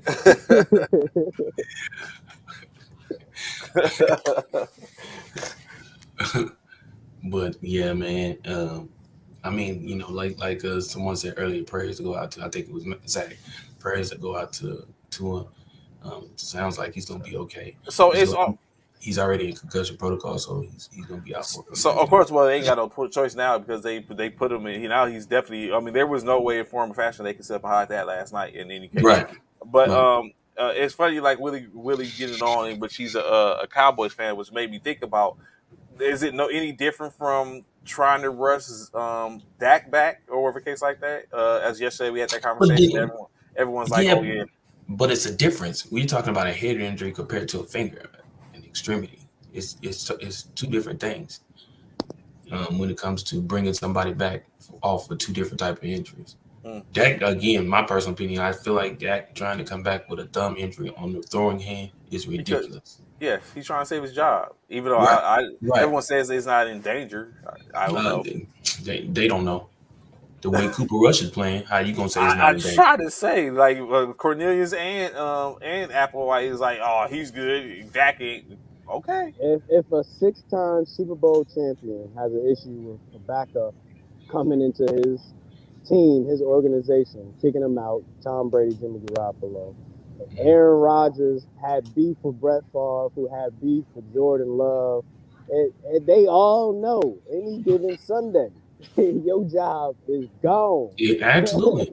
Especially with Dak, knowing that's how he got his position Right. from For Romo. real, true. You That's know what how I'm he saying? got his position. So That's how Colin Kaepernick got his position. Like right, all you need is a blink of an eye. that's it. That's how That's it. Herbert got his position. If you think That's about it. it. That's it. And all it takes is one little injury, and And Anthony Preston, ladies, oh, my finger hurts, but Herbert is playing with broken ribs. and Because Herbert trying to make sure his job is. Let's say, Yeah, he oh, tried to secure his too. I'm trying to make sure ain't no Yeah, one. if a player can play with bruised cartilage in his rib cage, you know something, bro. You know something. y'all know where Dak's position on the Cowboys is at right now. Right about where Thanos gets down to Wakanda and he's getting the last two stones. We're like right before the snap. The snap is when Cooper Rush goes to play the Rams in 2 weeks. If he beats the Rams, that's the snap. Dak Yeah, is going that's to the center snap. him. Yeah. Ooh-wee. Yeah, I would try to come back with. CC said, "Wow, can we wait and see Rush in more games? How much more you need to see from this man? Look at We it. need one more. It's crazy how the Cowboy fans defend their people. I feel Which one you. of them was a Willie's $100 like, million which one of us investment? a $1 million investment? Okay, Willie, we got it. But is Cooper Rush not? Well, I know it's hard to say. If Dak was playing, will the Cowboys? It's only 3. I understand it's early, just like Cornelius said. It's early, Week 4. week 4. It is early. But if Cooper was to win 2 more games, 2 more. And remember when the 2 games? One of the games I told you was major was against the Rams. Yeah, that's what Ron was just talking about. If Cooper was to get these next 2 games, Hmm. is Which Dak is in game? trouble? Which game 6 is the Rams? Week 6 is against the Rams. If he I was to go five and yes, one, yes, I'd say he's in trouble. This next And week's about to be his coming out party. because he's playing the Commanders this week. He's playing the Commanders this week. So they probably gonna skull drug them. They probably gonna because the Commanders can't do nothing. If we allow 9 sacks, you can imagine what Michael Parsons is going to do to him. So, Oh, so yeah, so they probably gonna win that one, and then they go to the Rams. They see, but this is what's gonna happen, right? This is what I see happening. They're gonna try and bring Dak back for the Rams. Watch. is that smart? If, No, especially if Coop, no, especially if it's Coop is not. cooking. Hell If no. Coop is Yeah, cooking, no, doesn't make sense. If Dak no, is available, no, do you add? If Coop is 4 and 1, no. You do not bring Dak back there. So, welcome back, Dak. Your reward, Aaron Donald. Oh yeah, and Jalen Ramsey. Congratulations. yeah, yeah. No, you do not but bring do you Dak put back. Cooper Cup in that predicament? Like Yeah. has he faced anybody outside of facing Mike Parsons in practice? Has he faced anyone in the Aaron Donald mode as of yet? Nah. Who, Cooper Rush? Yeah. No. They no. They ain't playing. It does not matter. Dak is our QB. Stop it. I shop it. Get ready for. You would be crazy, and you would probably get fired. Bishop, get ready for Dak. He'll be back for the Eagles game. Oh, that we hope he will, so we can get 9 more sacks on a Bishop, whole other would team. you prefer to face Dak or Cooper Rush at this point? We prefer to face. We prefer to face whoever they bring. Whoever they bring, we don't care. We preparing for Dak and we preparing for Cooper. We don't care who it is. If it was me, I'd be like, we preparing for both of them, and look for Dak's broke finger.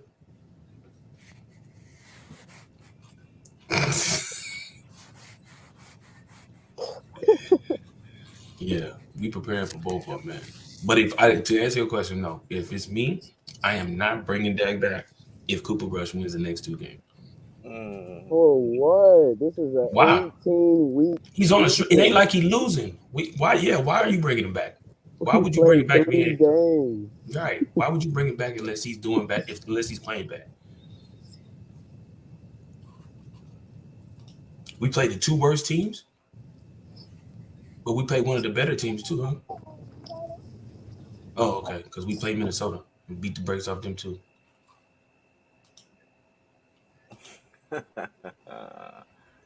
Don't look at that finger like it's a piece of cheese. Stupid, bro. Yeah, we played. Yeah, who we? Oh, you talking about the Detroit? Okay, let's see if y'all beat Detroit. I was about to say, kid. Let's see if People looking at y'all beat Detroit like they Savages. soft. Yeah. Let's see if y'all Detroit barely lost any of those few games. We beat them by 3. They barely lost to what is it? They barely lost to what you call last week? Was it to the Vikings by 4? Last second. Yeah, they barely lost to the Vikings by 4. We beat them by 3, and they beat the Commanders. Come on, sleep on Detroit if you want to. Let me see when y'all play Detroit, because when y'all play Detroit, I sure want to see that game. Who y'all got Detroit? Ooh, y'all got them. Y'all got them right after us. Matter of fact, yeah, y'all play Detroit that following week, week 7. I want to see how make show. So, real quick, a couple of questions before we get into these picks. So I have a question. I asked a couple of questions yesterday, Bishop. You missed that. You probably would have liked to hear one of my answers. But I said the hype of Detroit is blasphemy. They still lost. Okay. They did. They finna shock some people though. Yeah, they gonna catch somebody. Cam Wanders ain't the only one's gonna catch them hands. Somebody else finna catch them hands. I'm telling you right now. So, one question, of course, who do you think needs to win this week? Allen versus Jackson, or was it the Baltimore versus Buffalo, or Brady versus Mahomes? Which one of these quarterbacks do you think needs to win more this week? Brady versus Holmes, Brady versus Holmes, and what's the other game? Allen versus Jackson, Lamar Jackson. Ugh. And you said which quarterback needs it most? Which quarterback needs to win the most this week? Shoot, all of them need a win. So But we if I got had, Josh Allen just coming off that lose against versus Tua in yeah, yeah, Miami. Lamar Jackson hmm having a MVP caliber season. Uh, Tom Brady facing off against Mahomes. Mahomes got and they Tom just lost. lost They to both Green Bay. lost last They week. both Yeah. are, yeah. Tom lost to Green Bay, and then yeah. Mm. Why are people saying From Green Bay is the second best team in the league? For me, I think For me, I think it's a bigger. I think it's for me. I would say it would be time to go Brady because You think I think he needs to get his team back on. Yeah, on track? Mm-hmm. Do we see a win for the Tampa Bay community? Is this what we're setting up for Tom Brady to get a win versus Mahomes in Tampa Bay after Hurricane Ian? That might be true. That could be it. And I do agree with CC2. Jackson needs to be a good team. He does.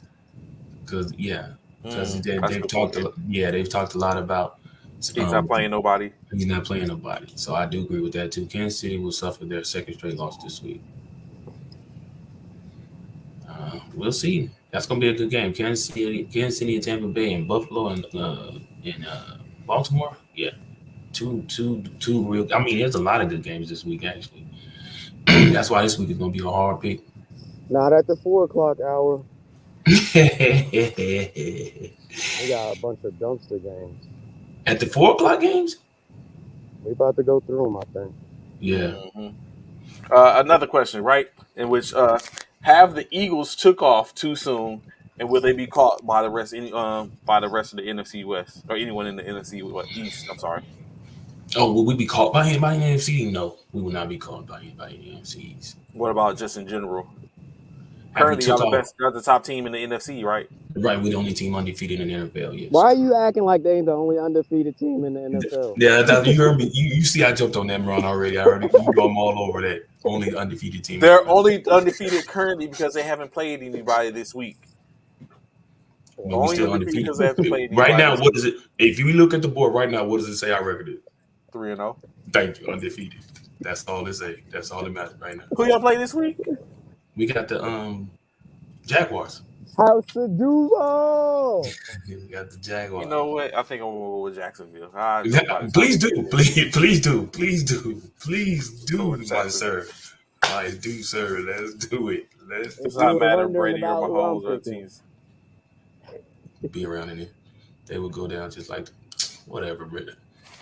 Don't worry about it. Tennessee finna fall too. Don't worry about it, partner. You will not be where y'all at for long. Y'all finna fall too. Y'all almost fell this past weekend as well. We need that loss. Boom, as soon as we need that loss. Bounce back. So again, Oklahoma. I'm not Oklahoma. I'm sorry. I'm sorry. Currently, we have gone through the first week, the first month in football. At this point, who has had the best performance and who has had the worst performance for the month Do, of September? are you really asking me and Ron who has had the best performance in football right now? I mean, I think it's inevitable. Who The only team that's undefeated is that considered a best performance because they're undefeated? right now. Yes, yeah, because they're the only undefeated team currently. Yes, that yes. I also tell got them the best again. wide receiver duo. No, Tell don't them tell them again, again. Cornelius. Tell them again, Cornelius. I've been saying about the coach. I don't do that. I've already been talking about the Jags He has something. He has payback. and Pedersen. And no, Y'all want to fire me? unfortunately for Doug, he's gonna have to take the same thrashing that Carson Wentz took last week. Unfortunately, Doug, we love you for giving us a Super Bowl, bro. But hey, ain't no hard feelings. It's in the game. So the best performance you believe is the Philadelphia's cornerbacks groups, the Philadelphia offense, Jalen Hurts. Jalen Hurts has the best performance. Who has the worst? The team as a whole has the best performance. Though who has the worst? Probably Anthony best is Miami, worst is Denver. No, not Denver. not in my opinion. You know who got the worst? I would say Chicago. No, I was No. gonna say them. I was gonna say them, but no. To me, I think it's out of the Cardinals. Mm. What? Yeah, I think it's out of the Cardinals and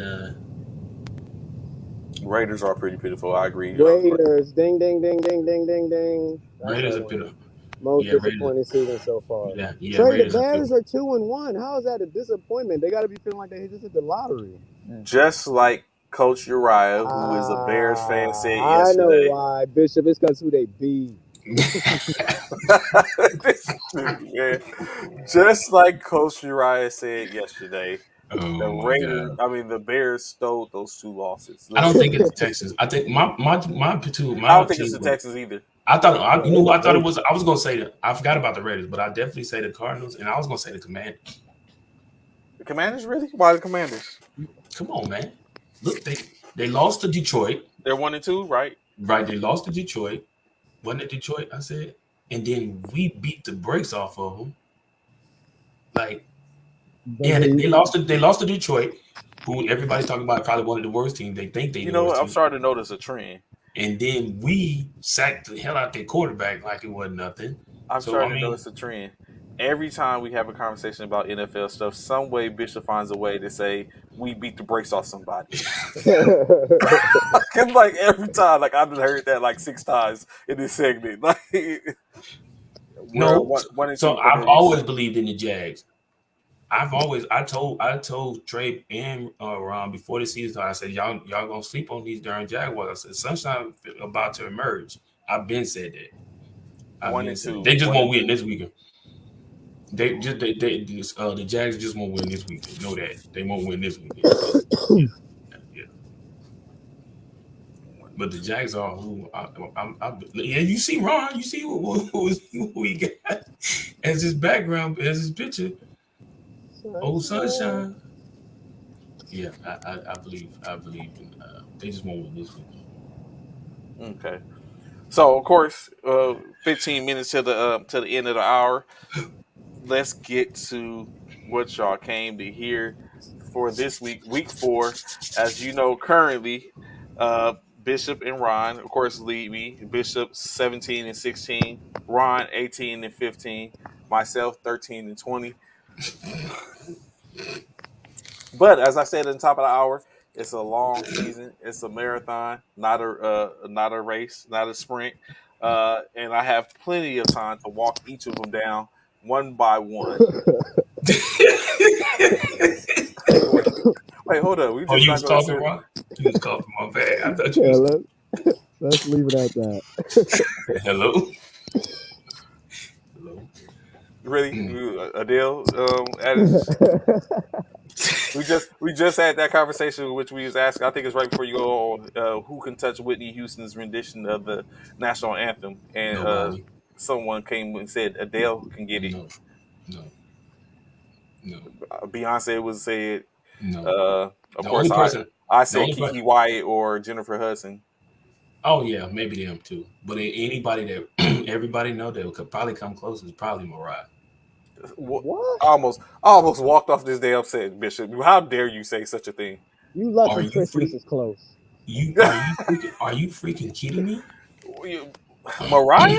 Yes, Mariah would probably yes, without question, without freaking question. Yes. Mariah can't even touch Kiki. How can you say? Are you freaking serious right now? I don't think there's many people that can touch Kiki. Honestly, Man, Kiki is the bomb, but I need you to recognize that Mariah Carey is one of the best to do it. Don't sleep on that woman. oh my god.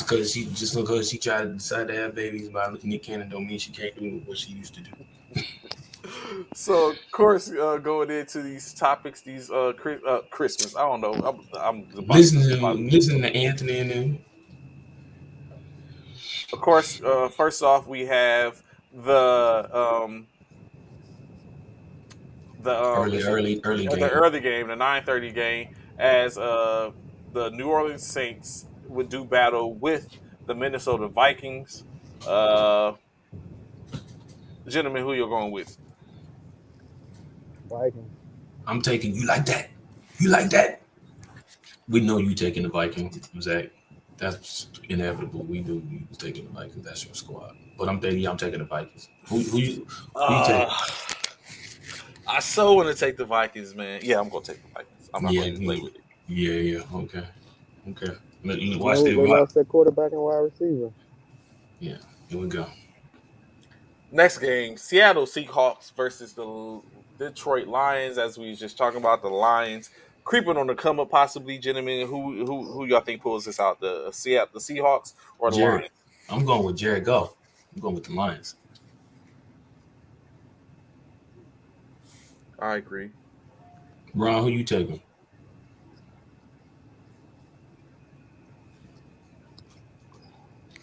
I will go with the.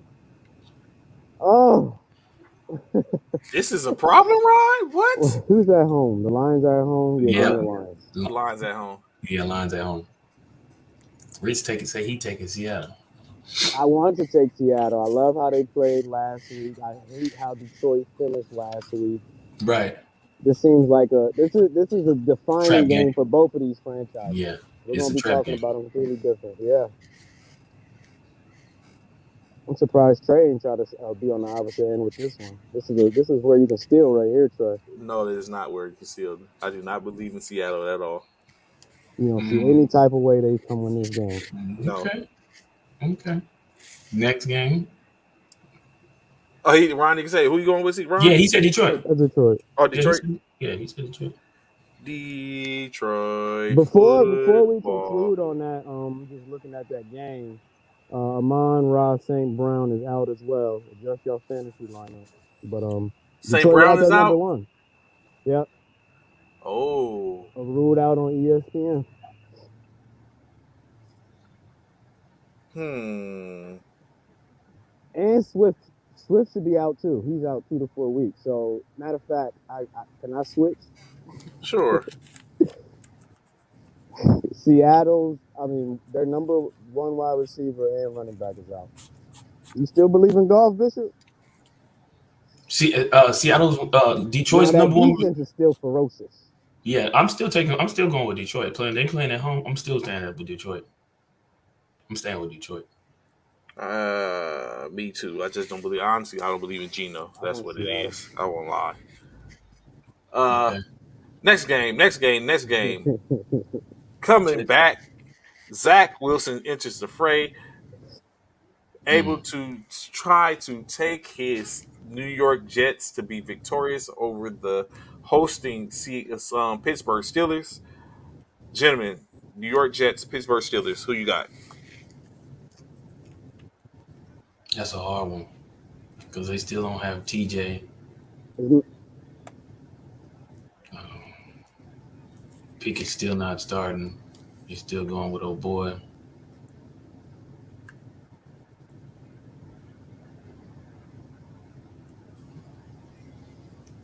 Oh, y'all ain't waiting on me. Yeah, I mean, yeah. I got Pittsburgh. That's easy for me.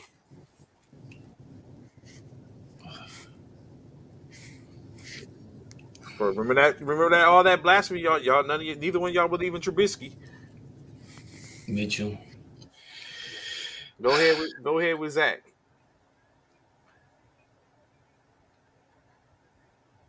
No, I'm gonna go with Pittsburgh. I'm gonna stick with Pitt. I'm taking Pitt. with Pittsburgh. Yeah, take Pittsburgh. Oh, Ron buffering. Mm-hmm. You have to catch back up to him. Yeah. Uh oh, there you go. Oh, Hold he on. on another one. Yeah, but go ahead.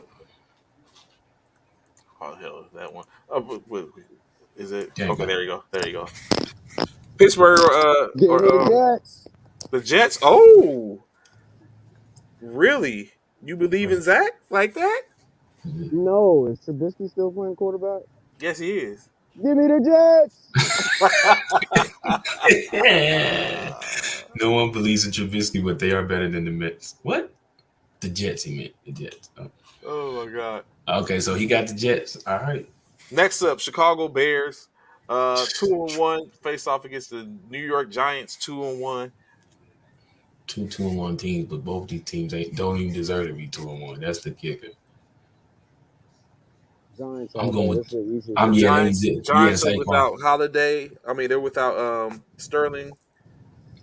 Yeah, but they still got some. They still got Saquon, so I'm Just taking the keep Giants. giving that ball to Saquon, Oh man. yeah, I'm taking Saquon. I don't know.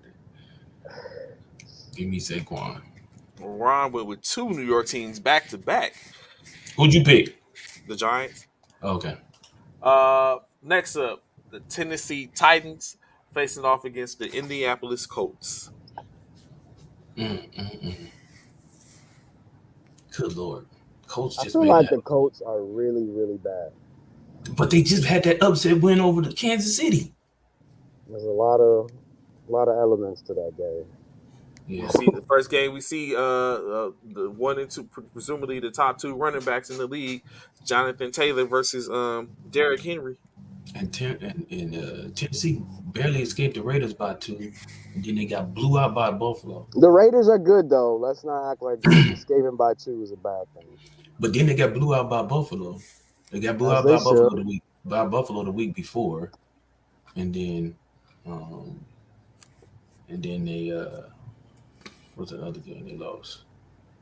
They Then they got lost beat by to the Giants by the one, Giants, 21-20. another decent team.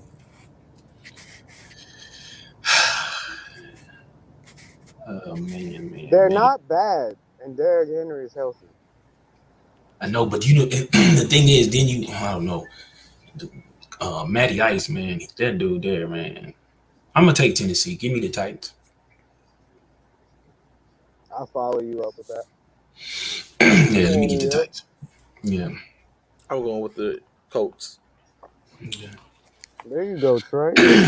Yo, you know you finna try to play catch up, bro. You trying to play catch up. That's Next his game, first one. It is. first one, in which we have the Chargers, Los Angeles Chargers, facing off, traveling to Houston and take on the Texans. Banged up Herbert. You think he gets the job done? That Texas team, man. That Texas team is something else, man. I don't know. Um,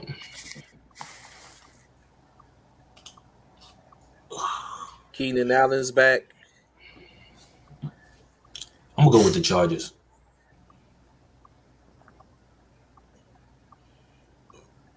That man, that man, Chargers. that man be playing through bruised ribs and all of that, man. I think that man gonna get him a win, man. I think that team want to win for him. I'm taking him. Chargers. Everyone's picking the Chargers. Next up, Cleveland Browns. Jacoby Brissett will take on Marcus Mariota and the Atlanta Falcons, the Toilet Dirty bowl number two. Birds. Toilet bowl number two. Who you going with? Who you got? ATL Shorty. It's an ATL show. In Atlanta. I think Marcus continues. How good is Say what? What'd you say? How good is Right. Cleveland? 2-1 record. Yeah, they 2-1. They let me see Cleveland. What they do last week? Oh, they beat the Steelers 29-17. The week before that, they lost to the Jets by one, and then week one I they think y'all lost. want. They I beat think to the y'all. Panthers. I They think y'all beat the want to Panthers. take Cleveland.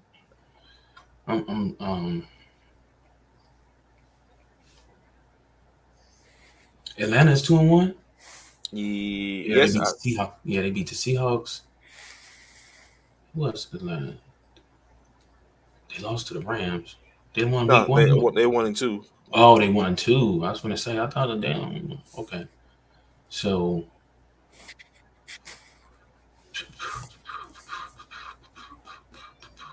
give me Cleveland. Yeah, give me the Browns. Yeah, that's one.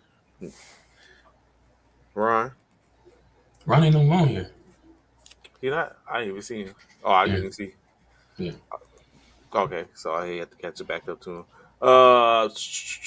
Next up, Washington Commanders facing off against the Dallas Cowboys in Dallas home.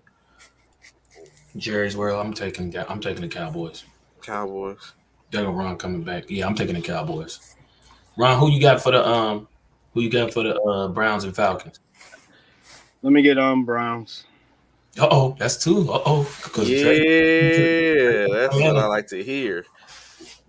Dallas and And watch. Jaguars. Yeah, that's easy. Yeah, I'm taking Dallas too. That's too. Yeah, that's a coin sweep. Cowboys big. I ain't say all that, but Jaguars and Eagles, gentlemen. Jaguars and Eagles. You don't even know. Jacksonville Don't even. Jaguars. You already know. You already know who I'm picking. Don't even come at me. Don't even ask. That was a given. Ron, do you dare to be different? In Lincoln Financial too. Ron, that looks like a stutter, Ron. Oh, I've already made bets for the Jaguars. I'm just trying to think if I want to put this pick on the line. You picked the Jaguars. You picked against the Eagles, bro. So I don't know. I didn't pick the Eagles to win. Clarification. I picked the Jaguars to cover by 7. Spread. I don't think the Eagles beat them by more than a touchdown. Oh, okay. Okay, got you. Okay. Give me the Eagles because I'm not gonna do it. I'm not gonna beat that one. Who you picking, Trey? Is that a Jaguars? Duval, let's go, Duval. That's where I am with it. Let's go, Jacksonville. Jags for the upset. CC, look at CC talking about Jags for the upset. Okay. Yes, right, and so none remained at that point. Let's go, Duval. That's another early game. This is a trap game, Bishop. It is. It's a trap game. It's a trap game. It is. Go. Of course, last of the early games, Buffalo Bills will be traveling to Baltimore to face Lamar Jackson, Duvernay, Bateman, Andrews, Dobbins. Who y'all got, gentlemen? Buffalo or Baltimore?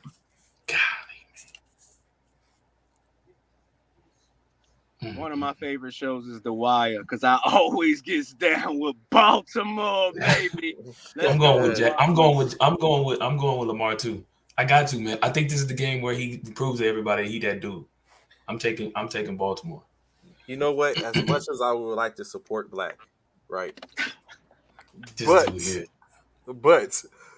what staring me in the face is another opportunity to come up with another game to shorten the distance that you guys have put between us.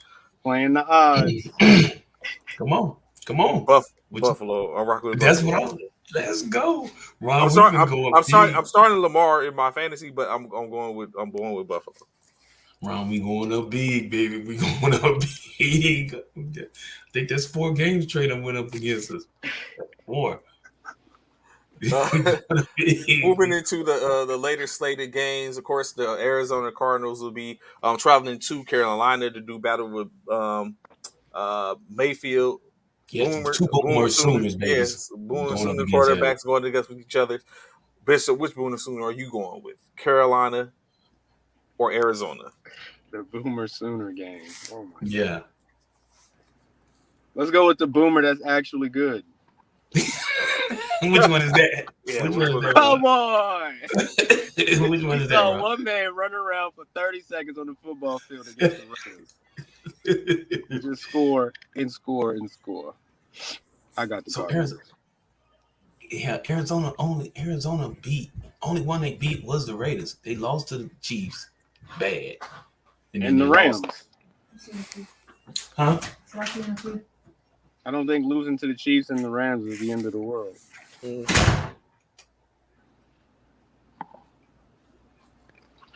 Cardinals is good. That's because of Kyler Murray. Let me get when he cares, Trey. When he cares, he's in our division. Some games he cares, some games he don't. This is a road game. He might not care about this one.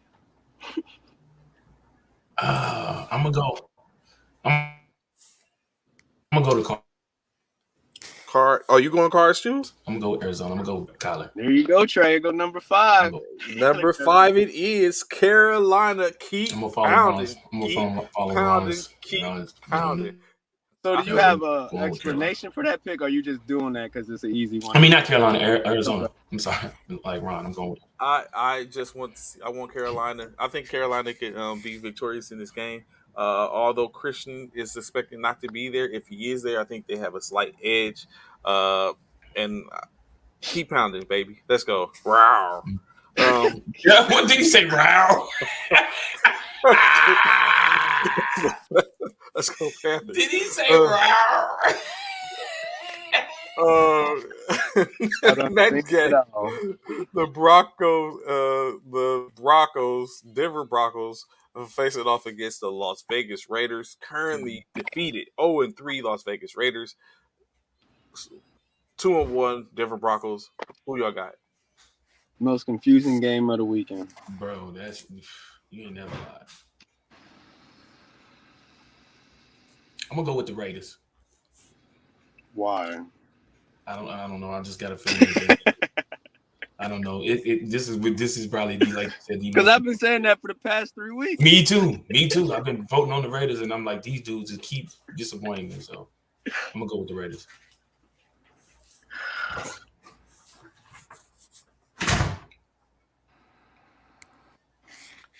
As much Raiders beat the Broncos this week. I agree, Apple White. I'm gonna go Broncos. Definitely better defensively. Definitely got the better quarterback. Definitely deeper. Definitely healthier. Definitely hungrier. Got it. Despite their inefficiencies to score the football, because that's a lot of Hackett and Russ discommunication. The Broncos, they all right. 2 more games left in the slate. Of course, we know we covered the Monday night game on Monday. Oh yeah. Come on, The Patriots, New England, without Mac Jones, facing against that bad man in Green Bay, Aaron Rodgers and his new crew. Let me get Aaron Rodgers. I'm taking it back. That's GB, clean sweep. I'm taking it it back. is. And last but not least, the Kansas City Chiefs to be traveling to Tampa Bay, ravaged by Hurricane Ian, to face Tom Brady and those Buccaneers. Is this an emotional win, gentlemen? Who you got? Do we have Tampa or do we have This Casey is Mahomes? this is a game where Tom Brady ends up contemplating retirement again. So you taking Chiefs? I feel like I have to. Bishop, do you care to go in on emotions and think the emotions is going to drive this train in which the Tampa Bay Buccaneers will be able to be victorious? They get Evans back. Yeah, I'm taking the Bucks, man. I'm taking the Bucks at home. Tampa Bay. I'm taking the Bucks at home. Yeah, give me the Bucks. You know what? When I was a kid, I used to watch a certain movie, and there's one particular line from this certain movie in which I remember. That line being, "I don't believe in fairy tales, kid." Do y'all know what movie that was? It's so familiar. Oh my gosh. It was a football player that said it, right? No, it was. Is that Mr. T? It was another type of hero, a folklore hero in Halloween horror. That being Freddy Krueger in Nightmare on Elm Street Part 3, when they all had superpowers, and the kid who was in this wheelchair said he was a superhero, and he was a wizard, and Freddy got a hold of him and told him, "I don't believe in fairy tales, kid," as he vanquished him. I'm going with Kansas City. I was gonna say, sounds like you're talking. Yeah. Oh, good. Okay, that's the one I got against Trey right there. That Tampa Bay game. All right. Tom the Great. Let's go, baby. Tom the Goat versus Patrick the You're Boat. great. Patrick the Boat. The Boat, the The Great. boat. The Great. All of these. So yet we have it. Of course, my bid for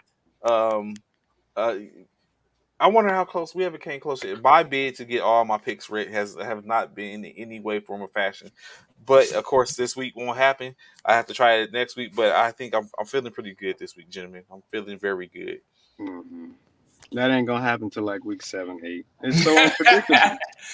Yeah, I think I'm hurting in one of my fantasy because Jalen Waddle didn't do nothing for me last night, so I think I'm hurting. We have no idea what this NFL product is yet. Like, that's true. That is a true statement. What do you mean? The Eagles and the Dolphins for real? Because we don't know what it is. Yeah. Are the Raiders and the Broncos and the Cardinals this bad? Yeah, man. Waddle got me 5 points last night. Why are the Giants and the Bears 2-1? Waddle got me 5 points. I have a lot of questions. 5 points, bro. Waddle got me 5 points. Believe that. Well, Jimmy, what we don't have to question is that's our time for today. Of course, be sure to catch us on Monday as we get to go over these games, as well as go over the Monday night game, as well as go over how well Trey did on fantasy football. Bishop Curly is 3-0 in a couple of leagues. I'll give him that. My hats off to that. But I am on your heels. Y'all are not. You're not on our heels, bro. You're not. So you wearing I'm within 3. I'm He's 4th. The lowest I am is 4th. I'm 2 in our fraternity league. Are you 2? Who's 1? You. Oh, okay. I just wanted to know. Oh, okay. Don't worry. I'll wait. Let go. I think I'm number. What am I? I haven't even looked at the fantasy, the first formation one. I just know I'm within striking ground. I'm within the top 5, and then of course in sports and shenanigans, I think I'm number 4 or 5, maybe 6 at minimum. So let me see where I'm at in sports and shenanigans. Where I'm at, man. You in the top 5 too. Let's go, baby. Let's go. Yeah, I told CJ, Trey and Bishop been talking a lot of trash. He told me to tell y'all to look at who's at the top. CJ is CJ the Jedi? No. Okay. CJ's I don't want to be here because I don't want to be here. Okay. Yeah, the Jedi gave me the business this week. Yeah, we're gonna have some good playoffs. Old trade block. See, you sent me another trade? Nah, I'm not sending you no more trades ever again. Oh, yeah, I ain't sending y'all either no more trades either. What happened? Somebody said incoming trade 6 hours ago. Trevor Lawrence and Matthew Stafford for. Huh? Who traded that? Who got Trevor Lawrence? Which one you saw? Which league you talking about? In Ron's league, in the sleeper league. Sports and shenanigans. Yeah. It says 6 hours ago. It says trade. Oh, someone sent you a trade then. Yeah, it says from you. Oh no, I ain't seen you that. I probably sent Matt. Who was it? Matthew. Who what was the trade? Matthew Stafford. Wait a minute. What is this? Maybe. Yeah, that wasn't for me. I don't Matthew. I sent. Oh, somebody who got Matthew Stafford. Oh, somebody. Oh no, somebody else. Somebody for you're mom's favorite. Your mom's favorite, 77, whoever that is. I see they went and picked up Jared Goff. Yeah, your mom's favorite. That's what it is. He wants Matthew. He want to give me Matthew Stafford for. He wants. Give me Matthew Stafford for Trevor Lawrence. Decline. Nope. I would. I'm not. Why not? Watch. You'll see. When I need him. When I need Trevor on that bye week, you'll see. You finna strike. You need to strike through the iron's hide. I would definitely do that. Goodness. Nah. Ron. Smooth move. You went and picked up Renfro, huh? Okay. Hunter Renfro. Mm-hmm. You dropped him, didn't you? Yes, I was going to get him back though. Good move, man. Good move, bro. Every Wednesday I go see who they let go of. Good move, Ron. Good move, Ron. I love it. Good move, Ron. Good move. Because he tried to do that. He tried to let go of people on the slide so he can come back and get them later. People who don't pay attention. Good move, Ron. Good move. I like it, bro. I like it. Trey be finessing, man. He do. He be trying to finesse the dog pit out of here. Oh man, yeah. He be trying to dog. He do. I see how you got 5 chips last year. It's a dirty game with Trey. Yeah. Oh, it's real dirty. It's real dirty. I would not even lie. You know what? I'm gonna go pick up who he released there. Let me see who I released. I did have to let go of somebody good. Yeah, that'd be the hard part. Is like, let me go see. I like want to go Lamar. I'm sure. What's my Let me see. What's my It don't make a difference now because it's already been through waivers. So, but I'm not willing to part with anyone on that.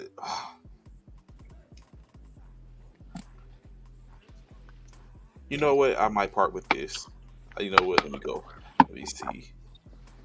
See what I need. Oh man, hey man, we appreciate y'all, man. Thank y'all for tuning in, man. This is First Formation. We'll holler back at y'all. Y'all be easy, and Peace. we'll say peace to you, man. Peace.